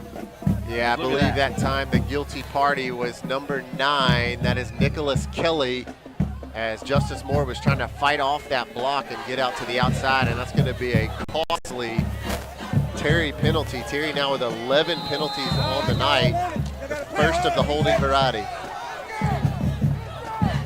And on the Havard Real Estate, Penny Pitts penalty. Takes it second down and 8. Gray, quick throw into the end zone. Jump ball, nearly intercepted by Justice Moore. Back-to-back good plays, Greg, by Justice Moore. That pass intended for the guy who was holding Nicholas Kelly. He's a good-looking wide receiver. He just went up in the air, but great job by Justice playing that one perfectly, and he almost pulled that one down for what would have been a big interception. 113. Third down and 8. 113, Alex. Gray with 3 wide receivers to his right side. There you go. Looking back left, he's pressured. Here they come. He's going to escape. Throws it into the end zone. Incomplete, and bring up a fourth down. Oh, it looked like we had him hemmed in there, Brian. Unbelievable how Dylan Gray was able to elude that pass rush from the Pirates. Is Jalen Nickelberry the first guy in there. You also saw Jabron Moore in the backfield. Gray scampers out and unable to find his wide receiver in the back of the end zone, and it looks like we're going to see the first Terry field goal of the night. Again, this could take the lead. Pirates only leading 22-20 right now. This is an attempt. I don't necessarily buy what they're selling here, but they'll at least line up for a field goal. Donovan Allen, the kicker. With snap. Good hold. It's up, and it's no good. It's blocked. Leave it! Leave it! That's blocked, and again, I thought that was very odd. It was that's going to be a sign mark turnover on downs as the field goal no good. We'll take a quick break and be right back here. Pirates lead at 22-20 on PFB Sports.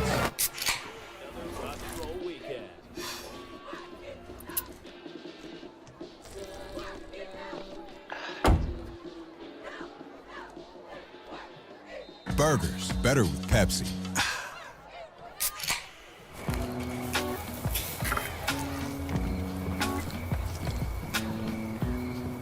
You fired up the grill for one hot dog?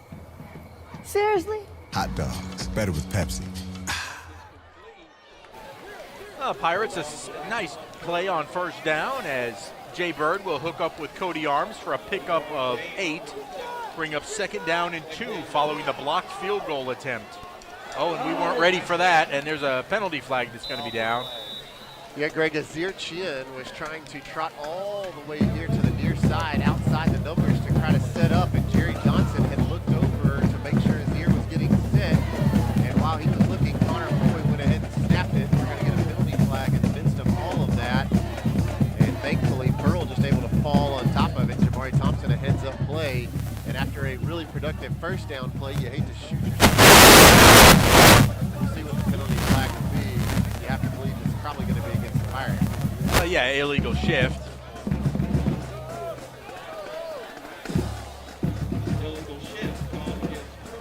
So it will be well,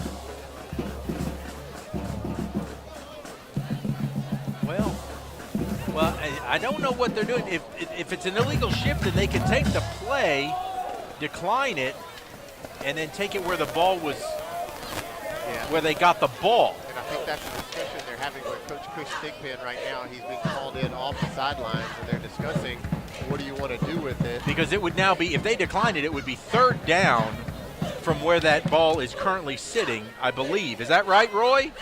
Yes, that is correct. That's what we're just sitting here discussing, that be kind of foolish not to decline the penalty. Illegal shift against Pearl, decline. So it'll be 3rd down and looks like 9. It will be a Pearl Pool 3rd down and 9 now. Way behind the chain.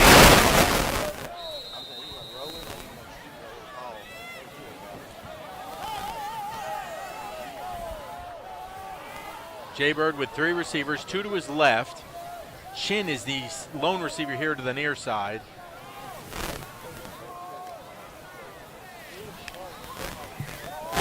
Jay Bird, he throws it out to Javion. Javion's got a lot of room. He's at the 30, the 35, the 40. 45 cuts it in the inside, past midfield, all the way down into Bulldog territory. Alexander the Great. And that has been the cure to the Terry Bulldog blitz. Javion Alexander, the halfback, lines right up behind the tackle. He goes out into the flat, and that time a huge gainer. That play has gone for a first down, a second first down, and also a touchdown tonight. And they drew that one up at exactly the time we needed it. Renaissance Banks moving those chains. There goes Jamari. First time he's found a little crease, and he's inside the 40, down to the 37. Heard Greg say first time he's found a crease tonight. That's exactly right. Jamari with 15 carries and only 23 yards before that carry right there. He comes into tonight averaging 156, and this Terry defensive front has caused problems all night long for this Pirate running game. 2nd down and 5 now for the Pirates. About halfway through the 3rd quarter now, 6:24 and counting. Give it off to Jamari. He's into the 2nd level this time. Looks like he's got a Renaissance Bank first down, and he does. Gotta like what you see there is Jamari running it right up to the gut. You can see Hayden Jackson pulling along with Logan Kane, who's in there at halfback, but Jamari runs past the sticks. They waste no time. That ball nearly intercepted as Jay Bird was looking for Chisholm on the quick post. Yeah, Jay Bird turns around to the umpire trying to ask him about something. I'm not sure what Jay Bird was looking at, but that one was dangerous. Kate Chisholm on the crossing route, and Jay Bird missed him enough that it was almost a pick. Again, if you're just joining us here for the second half, Jay Bird not 100%. He's been nursing A little bit of a bum foot across the week. We saw him pull up on a kickoff return. We have not seen him run much tonight. 2nd and 10. There's Jamari. Finally, he does a little jump stop, just enough to get to the 30. He's finally getting through that first wave. Maybe we're wearing him down a little bit. Yep. See, he got past 2. Couple of yards there on 2nd and 10. That's going to bring up a long Pearl Pool 3rd down. You have to believe this is 2-down territory with 3rd and 4th in front of you. Chisholm in motion.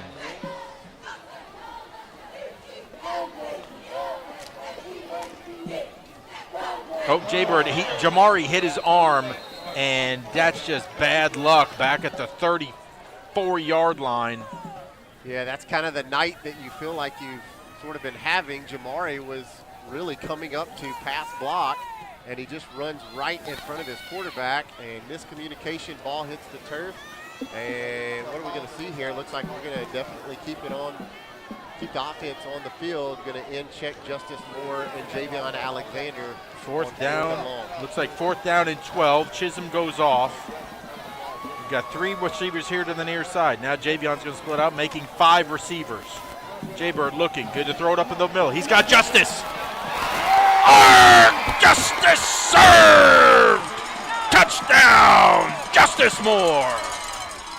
Give credit that time to Justin Hunter and this offensive staff who drew up a dangerous play, but it was the perfect play on 4th and 12, and man, did we need that from 34 yards out, and they're going to discuss it and drop a late flag as the Terry sideline goes crazy, and the umpire is now waving it back. Greg Flynn, I can't wait to see what this one is.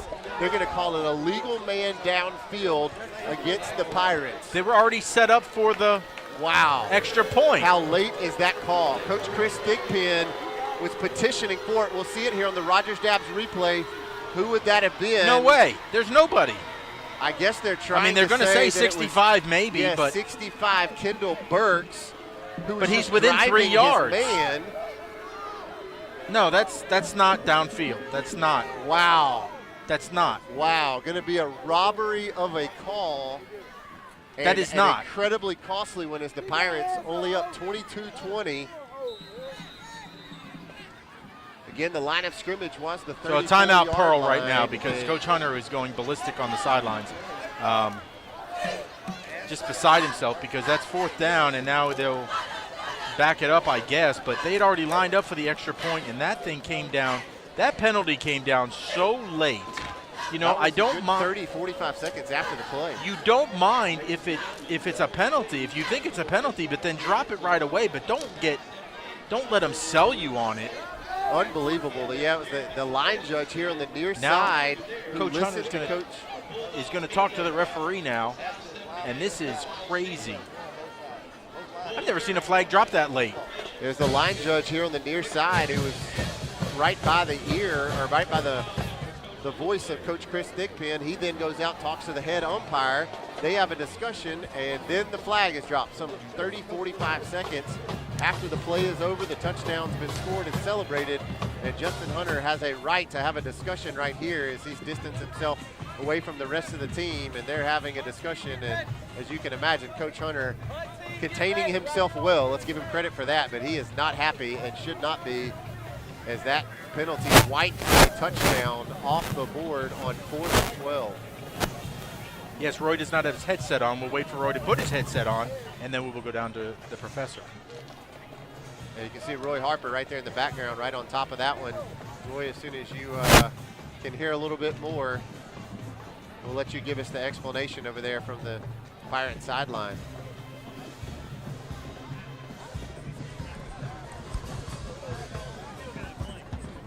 All right, Professor, what'd you hear? All right, it was kind of hard to tell, but it sounds like that Coach Hunter is arguing what y'all were talking about, how long it took to throw the flag. And, you know, it looked like he was saying, okay, I get what you're saying, but it sounds like, or appears, that Terry talked him into throwing the flag, and that's kind of the gist of what it sounded like to me. That I don't think that official ever really saw it.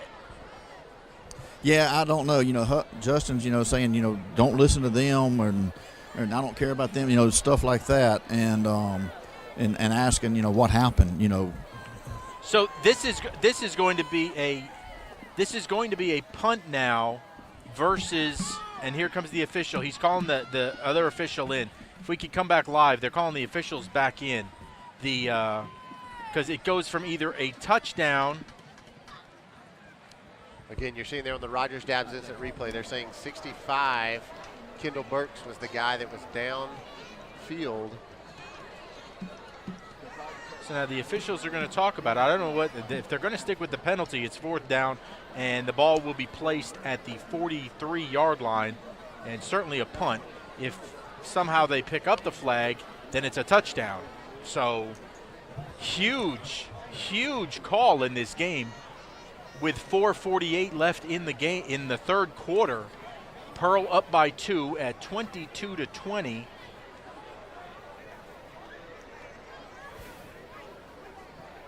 And so it's the line judge here on the near side that's trying to defend himself for his call, and he's going to stick with it. It appears that he's confident in it, and it's going to be 4th down, and we're going to have to punt. Wow. It is 4th down, and we're going to have to punt. So He's got to play better. Brings back shades of or memories of Morton a few weeks ago when that official went back and forth between Coach Fitzgerald and Coach Hunter, and ultimately they gave the call to Morton. And that one, Terry will win this call. All right, so Cody Arms is going to step back into Pirate territory now, and he'll have to boot this one away. Very, very interesting. Good snap. Kick is away. Go. What a beautiful punt this one is. That ball's going to hit, and can we get it to check up? Just goes in the end zone for a touchdown. All right. I got a little more information. Yes, sir. Go Had ahead. a great night punting Okay, so far, they're 35-yard average. Roy's got it. Gotcha. Roy's. Okay, they're saying that that Jamari ran a route, but he was covered up. That he was on the line, on the ball, and covered up, and he ran a route, and which gave the ineligible downfield. But Jamari was not on the line; he was off, and Justin was arguing that, saying, don't listen to them. Of course, the ref was getting an earful from him about that. And so it was just a big mess. So the thought that Jamari was accused of being off the ball. He was on the ball, but he was covered. So he was in the ineligible downfield. Well, Gray's going to try the swing pass. Mosley is there for a big hit. Ball was loose for just a second. So either way, it was all bad, and the punt went into the end zone, and now the Bulldogs have it at the 25-yard line. 2nd down and 5. 4-minute mark approaching here in the third quarter. And Sharansky Johnson thrown back by the meatball.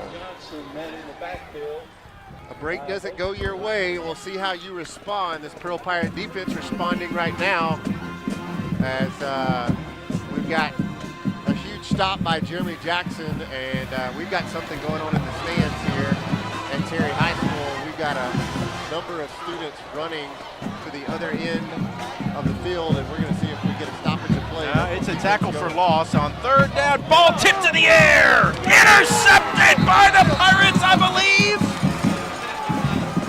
It is Jalen Nickelberry. The nightmare. How big is that stop, Greg Flynn, after the break doesn't go your way? What a response from this Pearl Pirate defense. We'll see right here on the Rogers Dabbs replay who was able to get a hand on it. Tristan Carpenter, and Jalen Nickelberry fights off the block and is able to pull it in for the interception. And what a stop and what a turnover here by this Pearl Pirate defense. 15 turnovers in the last 5.5 ball games. All right, here comes the offense. Jaybird ready to roll. Meatball and Nickelberry in there running the Peterbilt. Jamari following them on the left side. He's going to get inside the 20 to the 17. Head coach Justin Hunter just said to Jeremy Jackson and Jalen Nickelberry, we're going to ride you on offense and on defense. He just left those guys out there. Here goes the Peterbilt again. Jamari left side turning into the corner. Touchdown, the train rolling. Can we keep it on the board this time? No flags! 18 yards out, and what a heads-up call by Justin Hunter and this offensive staff to put in the goal line look with Jalen Nickelberry and Jeremy Jackson from the defensive side of things. And they are just ripping holes open. And when you can't get it going in the running game, why not stick a couple of defensive linemen in there? And Jamari Thompson, the beneficiary of that, and the Pearl Pirates have gone up by 8. A Raising Cane's touchdown by the T-Train. Now the extra point. Good snap, good hold, kick is up. And it is good. And the Pirates now lead it 29-20 over the Terry Bulldogs. How local is Bank Plus? We're here, and here. And we're with you here, and here. Wherever, whenever you need us. We make our banking decisions right here because local means more than a location.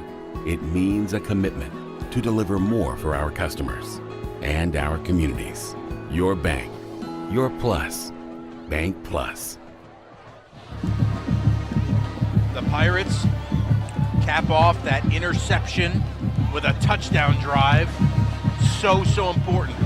Great adjustments made by that offensive line to open the holes, even with the Peterbilt formation in there with Nickelberry and Meatball.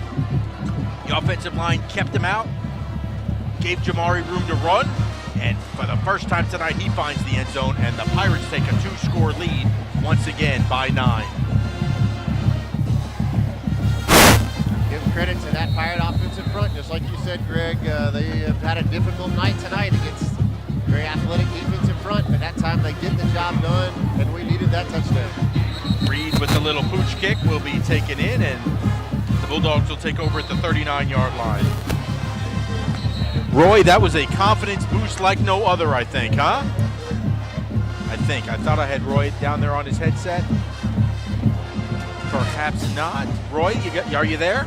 I'm sorry, I was off headset talking to Shoto for a second. Man, what a confidence boost that drive was with the pick by Nickelberry and then punching it in with the train. Oh, it was, and the whole energy on the sideline changed with that interception. And then the line, they figured it out. You were right, and Coach Worrell got them in there, figured it out, and they are opening the holes up for Jamari. Too good a group of young men to not have figured it out. Kudos to Coach Worrell and those youngsters. 1st and 10, Gray back to pass. He's pressured. Oh, they fumbled. It's a fumble. Ball's out. Scramble for it. The scrum. Who's going to win at the bottom of that pile? Let's see. Nickelberry says Pirates. Referees, the Zebras are going to say Terry, 2nd down. So close. Braxton Kemp gets off the bottom of the pile, but I believe it was 75, Kobe Jenkins for Terry, able to come back up on top of that one. But man, somebody has fired up this Pirate defense, as that time it was Ken Mangum who forced the fumble. 2nd down and 12. Gray gonna give it on the little wide receiver pitch. We're there, and well, that's gonna be a hold against Meatball, so this will be declined, and that's a TFL for sure. Looks like Ken Mangum in there. Was that Mangum or that Harvey?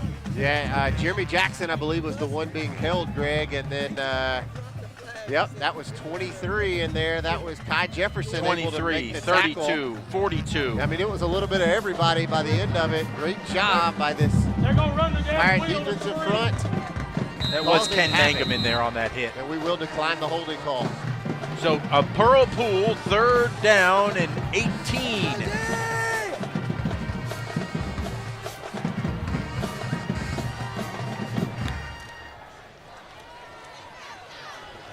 Big throw over the middle. That ball's intercepted by Freeman. Bringing it back inside the 30 to the 22.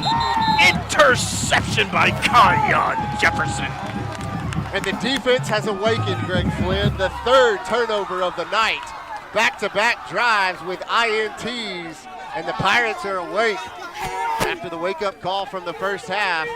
Great pick there by Jefferson and a good run back. The Pirates in business now, 22 yards away from pay dirt with a 9-point lead here with 2 minutes remaining in the 3rd. Kai Jefferson moving us on up into territory. Now Jaybird with Jamari. He's going to throw, though. Looking deep over the middle. Touchdown, Cody Arms! Let's go!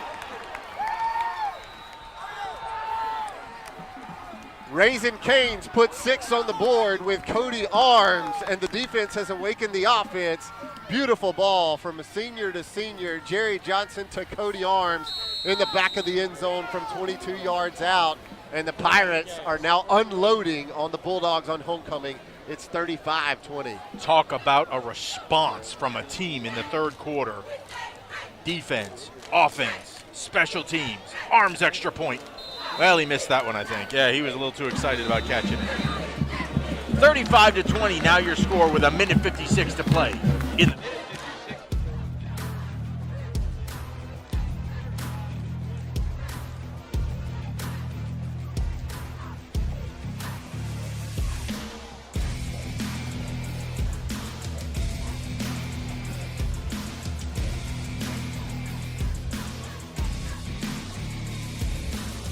Shop, stay, dine, and play at The Connection, Mississippi's retail entertainment destination. Located at the intersection of I-20 and I-55 in Pearl. Just an unbelievable response by not only, we talked about the offensive line to come out and assert itself here in this second half, but my goodness, the defense with back-to-back turnovers, the effort by Kai Jefferson to get that interception, for Nickelberry to get the tip interception. I mean, just unbelievable effort so far.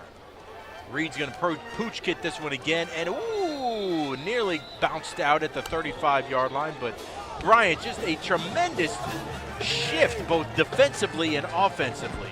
Yeah, and then you love the way that Coach Hunter, he felt the momentum shifting back to the Pearl side on those 2 INTs, and he went for the jugular both times. The first time, he leaves Nickelberry and Jeremy Jackson in there on offense to open the hole, and in 2 plays, Jamari Thompson runs it in. The second time, he goes for the jugular by putting the ball up in the air on the first play, and it's Jerry Johnson to Cody Arms, pitch and catch from 22 yards out. And again, this is 22-20 at halftime, and the Pirates have now responded with 2 turnovers and back-to-back touchdowns. So Gray is in there. The running quarterback is in there now. Here he comes. Nope, that's that set. Nope, they switched him out. It's 11. And a flag is coming down, and somebody's going to be a hold. Don't get another penalty over here on the side.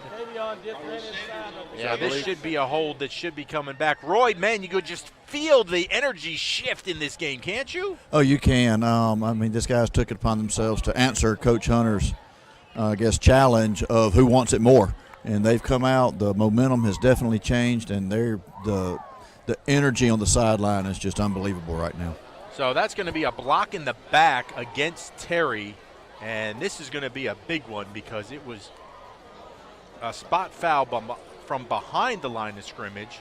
So they're going to put this back at the 27-yard line on the Havard Real Estate Penny Pitts penalty that's going to give us much better real estate, our defense, not so much for Terry. Here's a handoff to, ooh, what a lick that was put on there as Caleb Gray gets upended. Kavion Jefferson is having himself a third quarter. He's got an interception and big return, and that time quite the lick on Caleb Gray trying to run right up the middle, and 23 slid over from his linebacker position and put a pop on that running back. 2nd down and 20. There's going to be a keeper, and that is. We got it. We have the ball. Again, and we have the ball. Looks like Nickelberry, the Nightmares, got the football. Unbelievable, my friend. 3 back-to-back Terry turnovers forced by this Pearl Pirate defense, and they now have 17, count them, 17 forced turnovers over the last 5.5 games, and that time Jalen Nickelberry just took that man's lunch. Roy, was it Jalen that took the ball away? It was. He just took it right away from him. I couldn't see if somebody else had punched it out, but ooh, the Nightmare, he is becoming Terry's Nightmare right now. 1st and 10 for the Pirates. just outside the Ag Up red zone at the 25. Bird back to pass. He's pressured. Oh, Lord, get rid of it. He will throw it away and close enough in the area of Logan Kane, I believe. So a nice job by Bird to just get rid of that. Yeah, I believe they were going for the jugular one more time. Jamari Thompson was the wide man here on the bottom of your screen. It looked like maybe he was going for the end zone. Bird did not have enough time. Bird just has no mobility tonight because of that ankle. And it's even harder for him to get a lot on the throws to go downfield. And this time, Jamari's going to break that first tackle, not going to break the second, so it's going to be a 3rd down and 12. That's what's really hampering, a lot of our offensive weaponry, because you take the Bird threat away of running the football, his mobility, and it really just depletes us. Yeah, Jay Bird came in averaging, I believe, about 148 yards in the air a game and about 90 on the ground rushing, and he has really been held to nothing because of that ankle tonight. So Jamari bounces, and we're going to get well, I don't know if they're going to call it on us or them, but we yeah, we could get another low hit call just like we had earlier on against Davion Alexander. That time, insult to injury is Tommy Johnson is going to be called for a hold, and he went down. He rode him down to the ground. That's the state fair's in town, and we don't need to be landing on them like cattle, but they will decline that penalty, I believe, and make it 4th down, or do you want to make it 3rd down and 20? So they will ask Coach Thigpen. And this penalty will be declined, and it will be 4th down. So 4th down and 10. Clearly we would go for this. Ken Mangum going to be in at running back. We've seen a good bit of Ken over the last few weeks while Jacobian Shoto has been out. Ken brings a little more size to the backfield. Definitely too far. And Turner.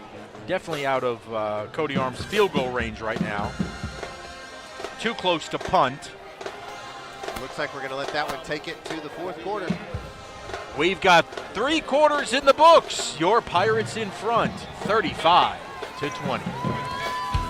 When something works this well, Paying bills? This site is so comprehensive. I do all my banking online. More time for coffee? you want to get others excited about it too. Yes, honey. They're very conscientious, and they're about helping us map out a plan for our future. It's nice to know we make a difference. It was so easy. They had lots of creative ways to help me afford the loan for the cutest car I've wanted And for that a great so long. bank is a really important thing to have. Comprehensive, conscientious, creative, community bank like no other bank you know. Public service has always had a very special place in my heart, and to be able to do it and be a first responder as a reserve, when you're not getting paid, that's just one of the most selfless acts you can do. I think we all have a responsibility to our towns and our communities. Well, for me, it's simple. I mean, when you say local, that's what's most important to me. Our citizens inside this county, we all care for each other, and we do everything we can to help everybody out. I am Shane Fletcher with Farm Bureau, and we are the home team. We are ready to begin the 4th quarter. Pirates in front, 35-20 your score. Greg Flynn, Bryant May, and the Professor Roy Harper here with you from Terry High School. As we face a 4th down and 10. We have the offense on the field. Jay Bird coming in, and Jamarion Turner in the backfield. Bootstrap. And he'll split out wide. Jay Bird looking, throwing it deep into the end zone. Oh, and that's going to be a penalty. There you go. That's pass interference. That's nice, as Chin's going to get held up. Yeah, it was almost like Jay Bird saw that pass interference call coming, because that ball that he threw was uncatchable. It was out the back of the end zone. But a pass interference call should net us an automatic first down. It's a 15-yard penalty. It will indeed be a Renaissance Bank first down, as we are deep in the John Deere Ag Up red zone now.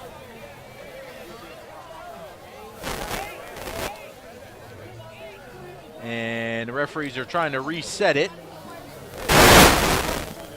trying to figure out where that ball's going to be spotted. They're going to drop it at about the looks like the 13-yard line.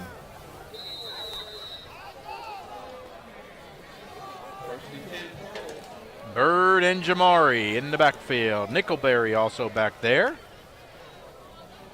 And handoff to the train. He made the first wave miss, and he's going to get it inside the 10 to the 9. Yeah, interesting play call there as we lined up Nickelberry and Jeremy Jackson that we've been running behind for a few times tonight. They went right. Jamari went left and run a little misdirection from the way we thought. Jamari will check out. So Ken Mango check in, 42 in the backfield.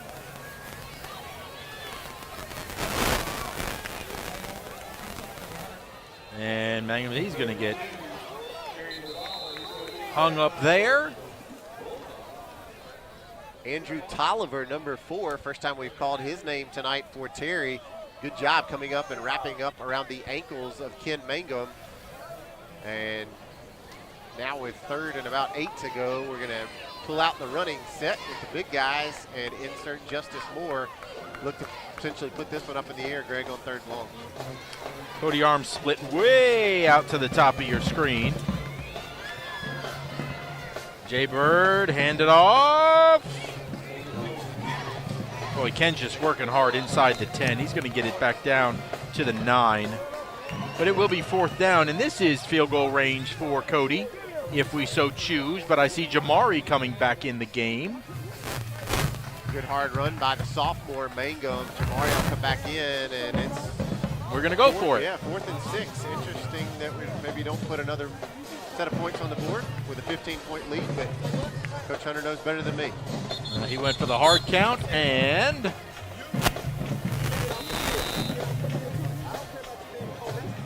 Oh, and they're talking to... never mind.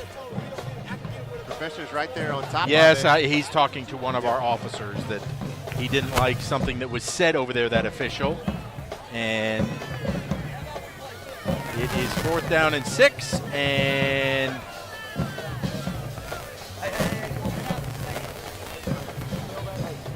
one of the officials did not like what somebody said, but now we're ready to play football. 4th down. Everybody gets a little emotional, especially when you get down here to the end of these games, and this one's been closer than we thought, and we're going to get a timeout by Pearl. We'll take one with them. 10 minutes to play in the 4th quarter.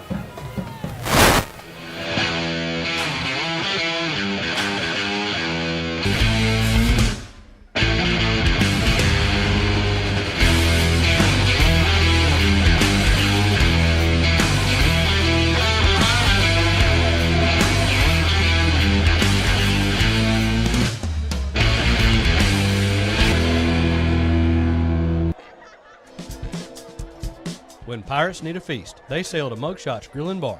Voted best burger in Mississippi for 13 years in a row, Mugshot's proudly serves fresh, never frozen certified Angus beef. X marks the spot at 2 locations on the map, in Pearl and Riverwind Drive in the movie theater parking lot, and in Flowood on the corner of Airport Road and Lakeland Drive. You can dine in, take out, or order online and pick up curbside. Check out mugshotsgrillandbar.com.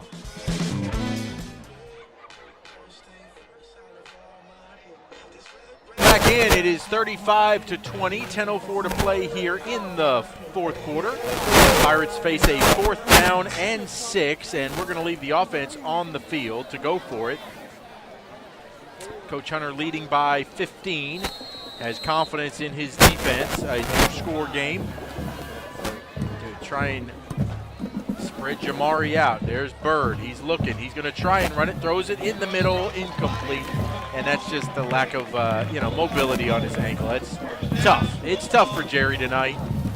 Yeah, lack of mobility, and then I'm going to say at this point the most ferocious defensive front that we have seen through 7 ball games on this 2021 season. And Jay Bird throws that one kind of almost away throughout the back of the end zone.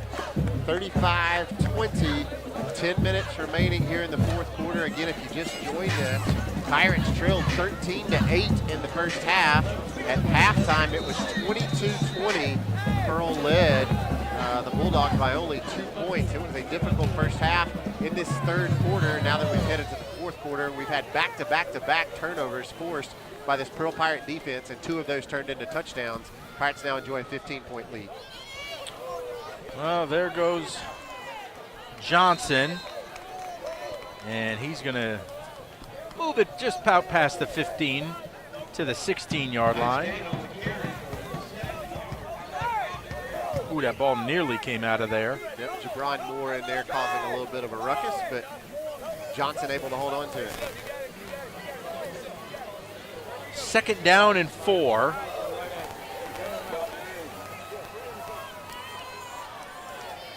As once again, they're sticking with Carlos Sanders, as he's been that change of pace quarterback that, boy, he can fly if he gets a seam, but a nice job there. Tristan Carpenter initially making him jump up, and then Kai Jefferson keeping him off balance.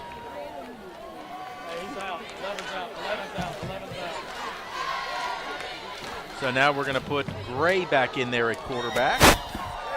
He too, the athletic one. Empty. Rails.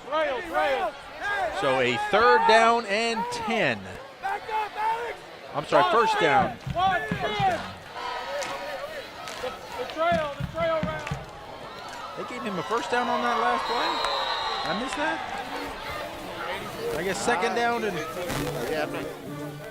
Roy, did I miss something on that last play? Yeah, they gave him the 1st down on about a 9-yard gain. Oh, I thought that was interesting. I thought he was for sure short. All right, so 2nd down now. It's like 7 after a pickup of 3. More importantly, the clock now moving. You know, they could take all the time to move down the field. You need 2 scores now. Approaching the 8-minute mark here in the fourth quarter. 2nd down and 7. Sanders looking. Now he'll throw it. That ball will be incomplete. DJ Hudson, Alex Spires in there on some coverage. Nicholas Kelly was the intended receiver there, but we had a wide receiver down the field, Donovan Young, who was wide open way down the field. Thankfully, Gray didn't look deep to see him, and it'll be a Pearl Pool 3rd down. 3rd down and 7 now. Pick it off, Justin. 4 wide receivers, 3 here to the near side. Gray looking out to his right. Going to throw it out. He hits Johnson, and he just hot potato, throw it back down. It's going to be 4th down. Yeah, Tristan Carpenter reading that one all the way. Not sure that Johnson would have been able to get to the yard to gain, as you saw 10 coming in a hurry right there to close out. And that will force another Terry Bulldog punt with a little under 8 minutes remaining here in the fourth quarter. And after a shaky start, my friend, Pearl seems to have grabbed a hold of the steering wheel and is at least keeping this one on the road tonight. Well, they really took that halftime to heart. You know, I knew it was just a question of refocusing, whether or not they were looking past this team in the first half. This is the team that we knew we should have seen all night, and they have really answered the bell here in the second half. That ball's going to hit off of a Bulldog initially, so they're going to put that. Pirates are going to take over in great field position. Looks like at the Bulldog 43. But they really answered the bell tremendously. Roy, and you would know this from being down there listening to those guys, they took everything offense, defense to heart from what their coaches were telling them.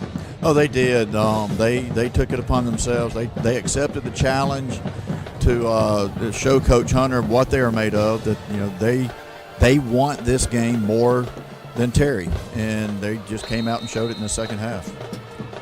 That's what good teams and great teams do. And we're going to take it over, and I think now we're going to see as much of the train as we possibly can. And there goes Jamari, and that's the great part. And many times you can wear down your opponent, and you know, at this, it's not a question of 5-6 yards at a time, 1, 2, and then all of a sudden he'll get 11. Yep, absolutely. Yeah, this is all Jamari Thompson time right now. Hold on to that football, wrap it up with 2 arms, and let's just run that clock out. And Jamari jump step to the right. There he goes, just as we said. You get a yard, then you get 10. Yeah, you called it, Greg Flynn. Great job. Look at this little sidestep, boop, right there outside the good block of Logan Kane, who got the start tonight at halfback. And Jamari takes it across the yard to gain. A Renaissance Bank first down. Just at the 30-yard line.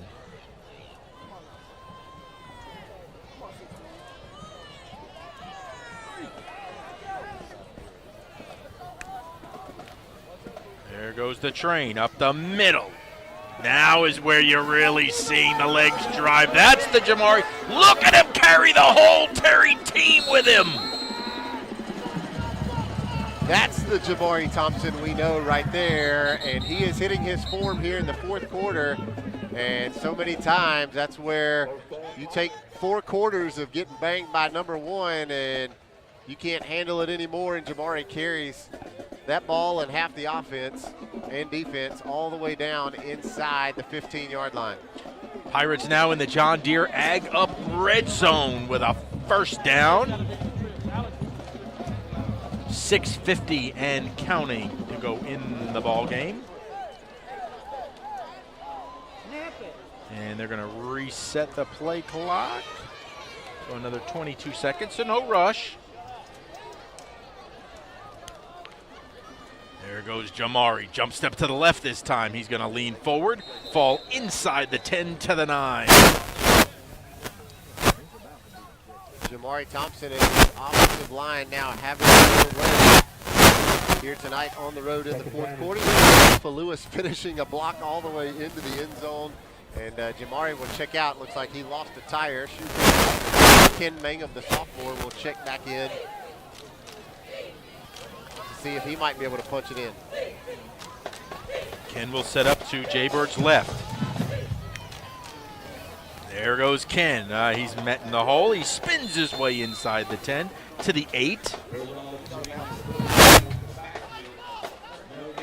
So it will bring up a third down.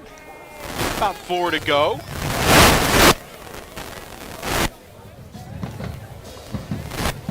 Pirates have to get to about the 4-yard line to get a first down.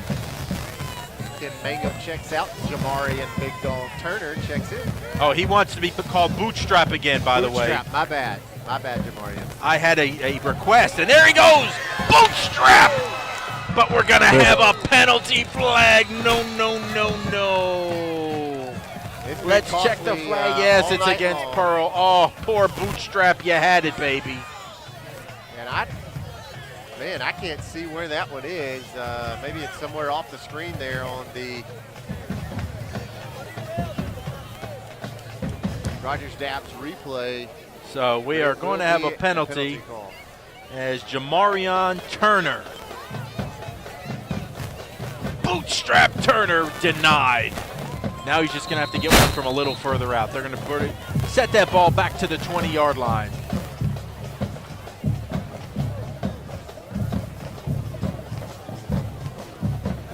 So third down, about 15 now. Hand it off to Turner. Turner will spin his way back inside the 20. Looks like to the 16. So we're approaching 5 minutes to play. And a timeout, I believe, will be taken by Terry as it is fourth down. We'll take it with him. Pirates in front, 35-20. Come smile with Sky. Sky Family Dental of Pearl provides complete dental care for the entire family. Oral exams, cleanings, dentures, implants. Most insurance is accepted and financing is available. Call now to schedule your appointment. Come smile with Sky. Thank you for shopping at Mystery Savings Supermarket, where you never know what kind of deal you're going to get. Welcome to Mystery Savings Supermarket. That'll be $9. But she... Welcome to Mystery Savings Supermarket, where you never know what kind of deal you're gonna get. You wouldn't put up with this at a supermarket. Don't put up with it when you buy a car.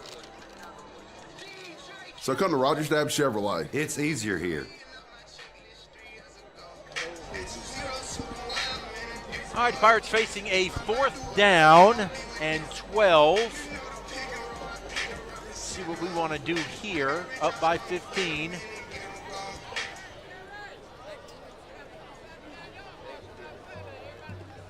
Trying to think about our offensive players of the game. Hey, Roy, how about offensively? We go with Cody Arms. Okay. We haven't talked to Cody this year, I don't believe. Cody's been valuable in special teams and had a first touchdown catch of the season tonight.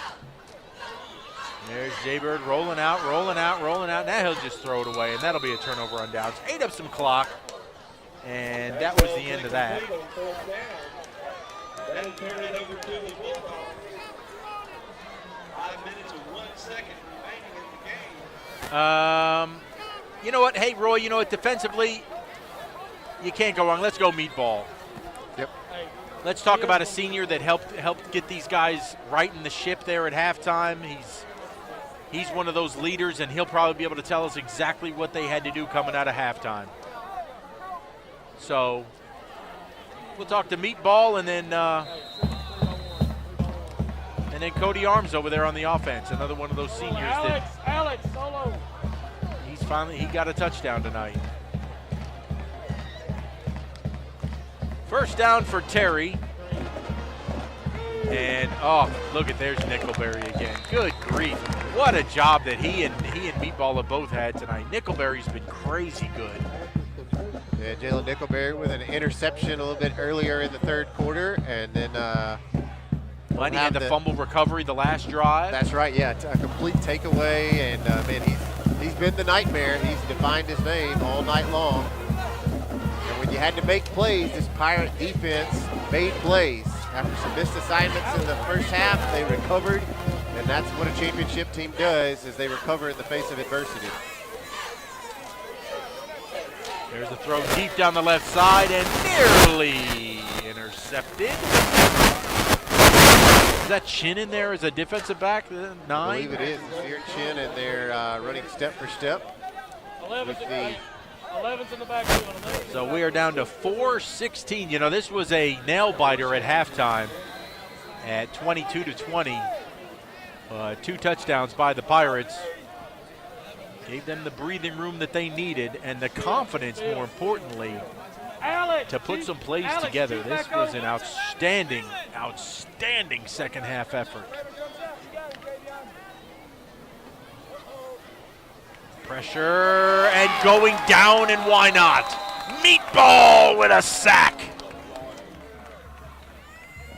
Look at Meatball. Look at Jeremy. He fights through a double team. Look at him. He fights the double team and still puts him on the ground. That guy is nasty. If I believe I'm right, 3 sacks, I think, on the night tonight for Jeremy Jackson. I believe that gives him 9 across the season, and he's done it defensively. He's also come in, and maybe the professor, Roy Harper, can ask him about what it's like to come in and play offense. He's thrown some blocks tonight, opened up the hole earlier with Nickelberry for Jamari Thompson. I know he and Nickelberry love that Peterbilt formation. That's literally, I found that in that's their formation when they bring in all the dump trucks. Well, it is appropriately named, and it was beneficial tonight when we needed it. 35-20 Pirates with the lead. At Raising Cane's, we are committed to safely serving you and your family the best tasting and highest quality chicken finger meals. This is very personal to me. I know how important it is to have a trusted, safe, and clean place to feed you and your loved ones. We will always go above and beyond all CDC guidelines, local government requirements, and industry standards. This is our promise to you. Cane's is open, and we're here to serve you our hot, fresh chicken finger meals and drinks through drive-thru. Go to RaisingCanes.com for details or call your local Cane's. Thank you for your continued trust in us. 3:26 to play here in the game. Terry's about to punt it back away to the Pirates. As, let's see, Pearl 35-20. Everybody's got, well, no, they don't have the full complement of timeouts. They just have that mixed up on the board. But that is of no consequence here. There's a good snap, and kick is away. Everybody wants him to get away from it, but Justice Moore is going to make the catch. No, he was down. He was down, yep, at the 30. So the Pirates will take over at the 30-yard line.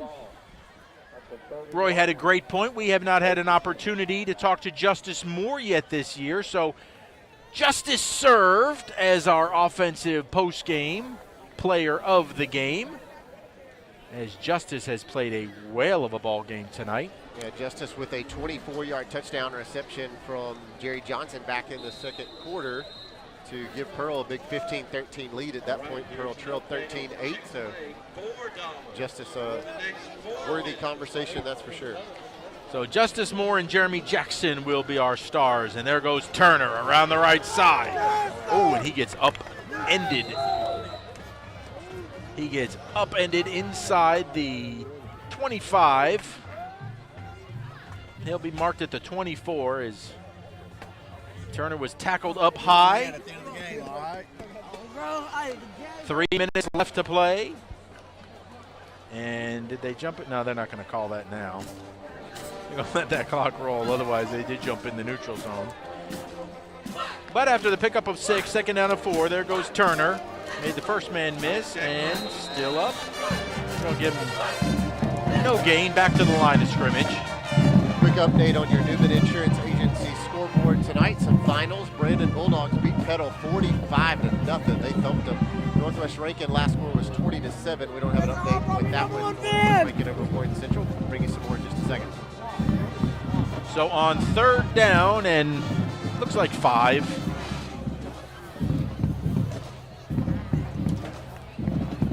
Jay Bird will hand it off to Turner and breaks through the first wave, and he's going to be very, very close to a first down. He's going to be just short. It's going to be 4th down and 1. Under 2 minutes to play now. Clock is moving. Good hard running by Bootstrap Turner right there. Oak Grove comes back and finishes off Meridian after trailing at the half. Oak Grove wins 52-34 at Meridian tonight. Madison Central takes care of Clinton 34-17. And Jackson Academy beats Hartfield 21-17. Hartfield with their first loss in MAIS on the season. So 4th down and 2 for the Pirates, under 1 minute 30. As they're going to have Mangum in the backfield now. And part of the no, that's not our Peterbilt in there. Jeremy Johnson, and that's going to be a first down by Mangum, dragging the pile inside the 15. The ball's out. Terry's going to pick it up, and that's a shame because that's a fumble that was just Ken working hard, dragging everybody with him. It's going to be a sign mark turnover, but man, love this effort from Ken. Watch this. Puts his head down and just driving. And you know they're stripping for the football. Just trying to make things happen here at the very end. Terry's going to take over with 1 minute left. But what a tremendous comeback. You know, you can't call it a comeback because we were up 22-20, but psychologically, we made a comeback. Oh, it felt like you were down. It was a how will you respond in the second half? And we heard it in head coach Justin Hunter's interview with Roy Harper coming out of the locker room. It was a matter of want to, and you saw the want to in the third quarter. The Pirates pulled away with back-to-back forced turnovers. 2 of those responded with touchdowns. There's Gray scrambling around. He's going to get it out to Sharansky Johnson, and that's going to be pickup of 9 on the play. So the clock, they're going to give him a first down on that, I believe. Are they? Yes. They will move the chains. So they'll stop momentarily, but no, the clock's already moving again. Under 45 seconds to go. Gray back to Paz. Oh, and Nickelberry. Why not? I mean, just if it's not Meatball, it's Nickelberry. These guys are a terror to deal with. Roy, if you get a chance, you know what? Co-defensive players. See if you can grab Nickelberry and Meatball. I mean, this is just the stats that these two put up tonight. Incredible. Oh, here comes Jabron. He's got him lined up. That's a fumble. Nickelberry, did he get that one? Nope. It's still alive. 5 seconds on the clock. Hang on. Don't run the replay yet. Let me see what happens. As a turnover, Braxton Kemp, I believe the guy who came off the bottom of the pile with it. And are they going to say Pirate ball? I don't know. I can't see. Jabron Moore with the forced fumble. Nickelberry looked like he was going to fall on top of it. And if I'm Braxton Kemp, I want credit for that fumble. But that recovery. is it. The game is over. The Terry Bulldogs walk the plank as the Pirates are victorious 35-20 here on homecoming at Terry High School. And Greg, sometimes championship teams have to face games like this. And it was one that did not go your way for quite some time. Some difficult calls against you. Some things that didn't go your way. A quarterback that was not 100%, but the Pirates responded.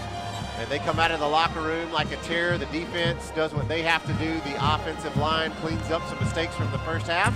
Yeah, see, Coach Weems is up here. You guys found the want to at halftime. If you're head coach Justin Hunter, you got to feel really happy with what you saw in that response. Adam, you found the want to. And the way that the defense gained the momentum, handed it over to the offense, and the offense went for the jugular there in the third quarter, and they found it with a Cody Arms touchdown catch and a Jamari Thompson touchdown run. All right, we'll step aside for just a second and go into the Mississippi Army National Guard post-game show. Your Pirates, again, victorious 35-20 over Terry. You won't find many things more sacred than family recipes. It's part of our history, described as a pinch of this or a dash of that. Well, I come from a long line of folks who fry chicken by feel and make biscuits from memory, showing how much they love you with grease and flour. Well, Alpha cares like that too, making sure your insurance recipe is just right. Sean! Call Alpha agent John McHenry in Pearl for a quote today.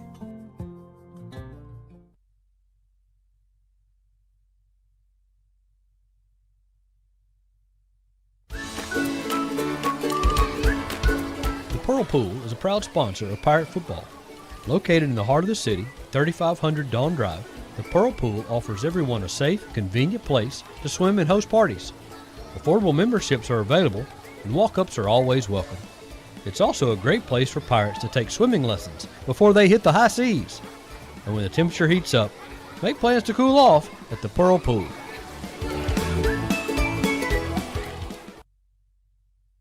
From loans and mobile banking to CDs and checking accounts, River Trust Federal Credit Union has you covered. That's why you owe it to yourself to take advantage of the tremendous opportunity to open a savings and checking account at River Trust Federal Credit Union. River Trust offers lower interest rates on loans and higher interest rates on savings. We can get you started on the road to financial well-being. Let us help you take charge of your financial future today. Log on to our website at rivertrustfcu.com. River Trust Federal Credit Union, improving the financial success of our The Exchange is a church that is for Pearl.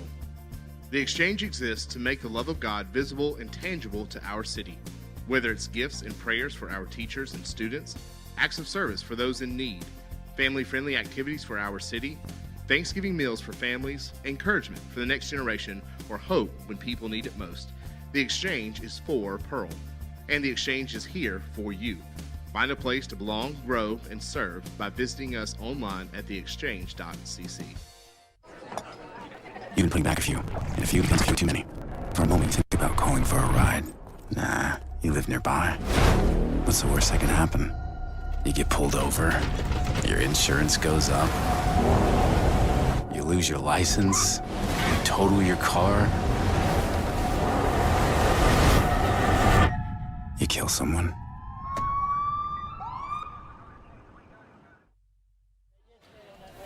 Well, ladies and gentlemen, welcome back into the Mississippi Army National Guard post-game show. As your Pearl Pirates now move to 6-1 on the season, 3-0 in region play, with a 35-20 victory over the Terry Bulldogs here on homecoming. Roy Harper down on the field is about to get us some stars of the game. I think defensively, Jalen Nickelberry and Mr. Jeremy Jackson Meatball. On the offensive side of the ball, Justice Moore, as Justice was served by Mr. Moore tonight. And we'll hear from head coach Justin Hunter. We'll bring you some stats from the game tonight as we get ready for those interviews. First downs, Terry finishes with 12 first downs tonight, and Pearl with 12 as well. Third down efficiency, both teams 3 of 14 on third down. Terry finishes 1 of 1 on fourth down tonight. Pirates 1 for 5. Rushing-wise, Terry finishes with 132 yards on the ground. The Pirates 125 yards. Through the air, Terry 141 yards. The Pirates 167. Total offensive yards tonight, Terry finishes with 238 yards of total offense. The Pirates 292 yards. And now I believe the Pearl Pirate huddle has broken, and the Professor Roy Harper getting ready to visit with a couple of the stars from tonight, both on the offensive and defensive side of things. Professor, take it away. Hey, guys, I'm here with, well, I would say 2 defensive stars, but we're kind of defensive and offensive, aren't we now? All right, guys. Hey, Meatball, you're going to hurt somebody one day. All right? So just how many sacks did he have tonight, guys? 2? 3. 3 sacks. Add to your total, what is up to 9 or 10? And a blocked field goal. A blocked field goal. I know the first half was not what we wanted. Yes, sir. Coach Hunter issued a challenge to y'all, and then but the whole team, the whole team was not playing where he wanted y'all to play, and he issued a challenge to y'all to step up and show who wanted it more. You showed you wanted it more. Yes, so tell me how did you take that to heart? What did you do to motivate the rest of your team, you and Jalen? Really, we just try to keep a positive mind and encourage everybody, because in the first half we did play really bad and it wasn't impressive, but second half we came and we were telling each other we were going to win, and we just kept a good mind and kept good spirits, and we came back and did good. Right. Well, Jalen, I'm sorry, do you want to say something else? No, you good. Right. Well, Jalen, how many turnovers did he have? 3? I know he. Well, he took one away. He had an interception. He had 3 tackles for loss. I mean, they did it all. So 3 tackles for loss, an interception, and then you stripped the ball away from that guy there at the end. So how do you prepare for a game like this? Oh, and also the little tag team matching that they had, where you just.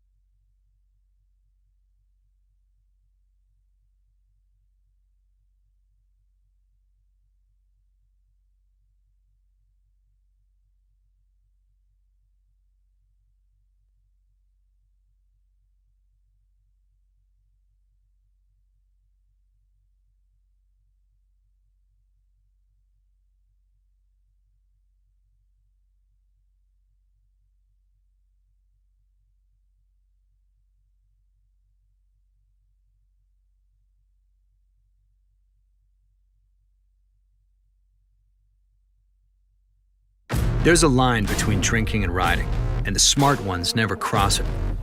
It starts off simply enough. You hop on your bike and head off confidently. But even one drink can affect your ability to ride.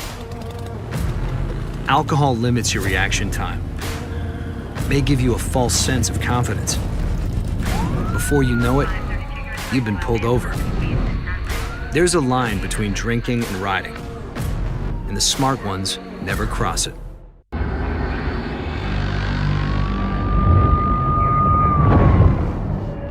You knew the risks when you decided to drive drunk. There could be a crash. People could get hurt or killed. You could get arrested. But one thing's for sure, you were wrong when you said it was no big deal.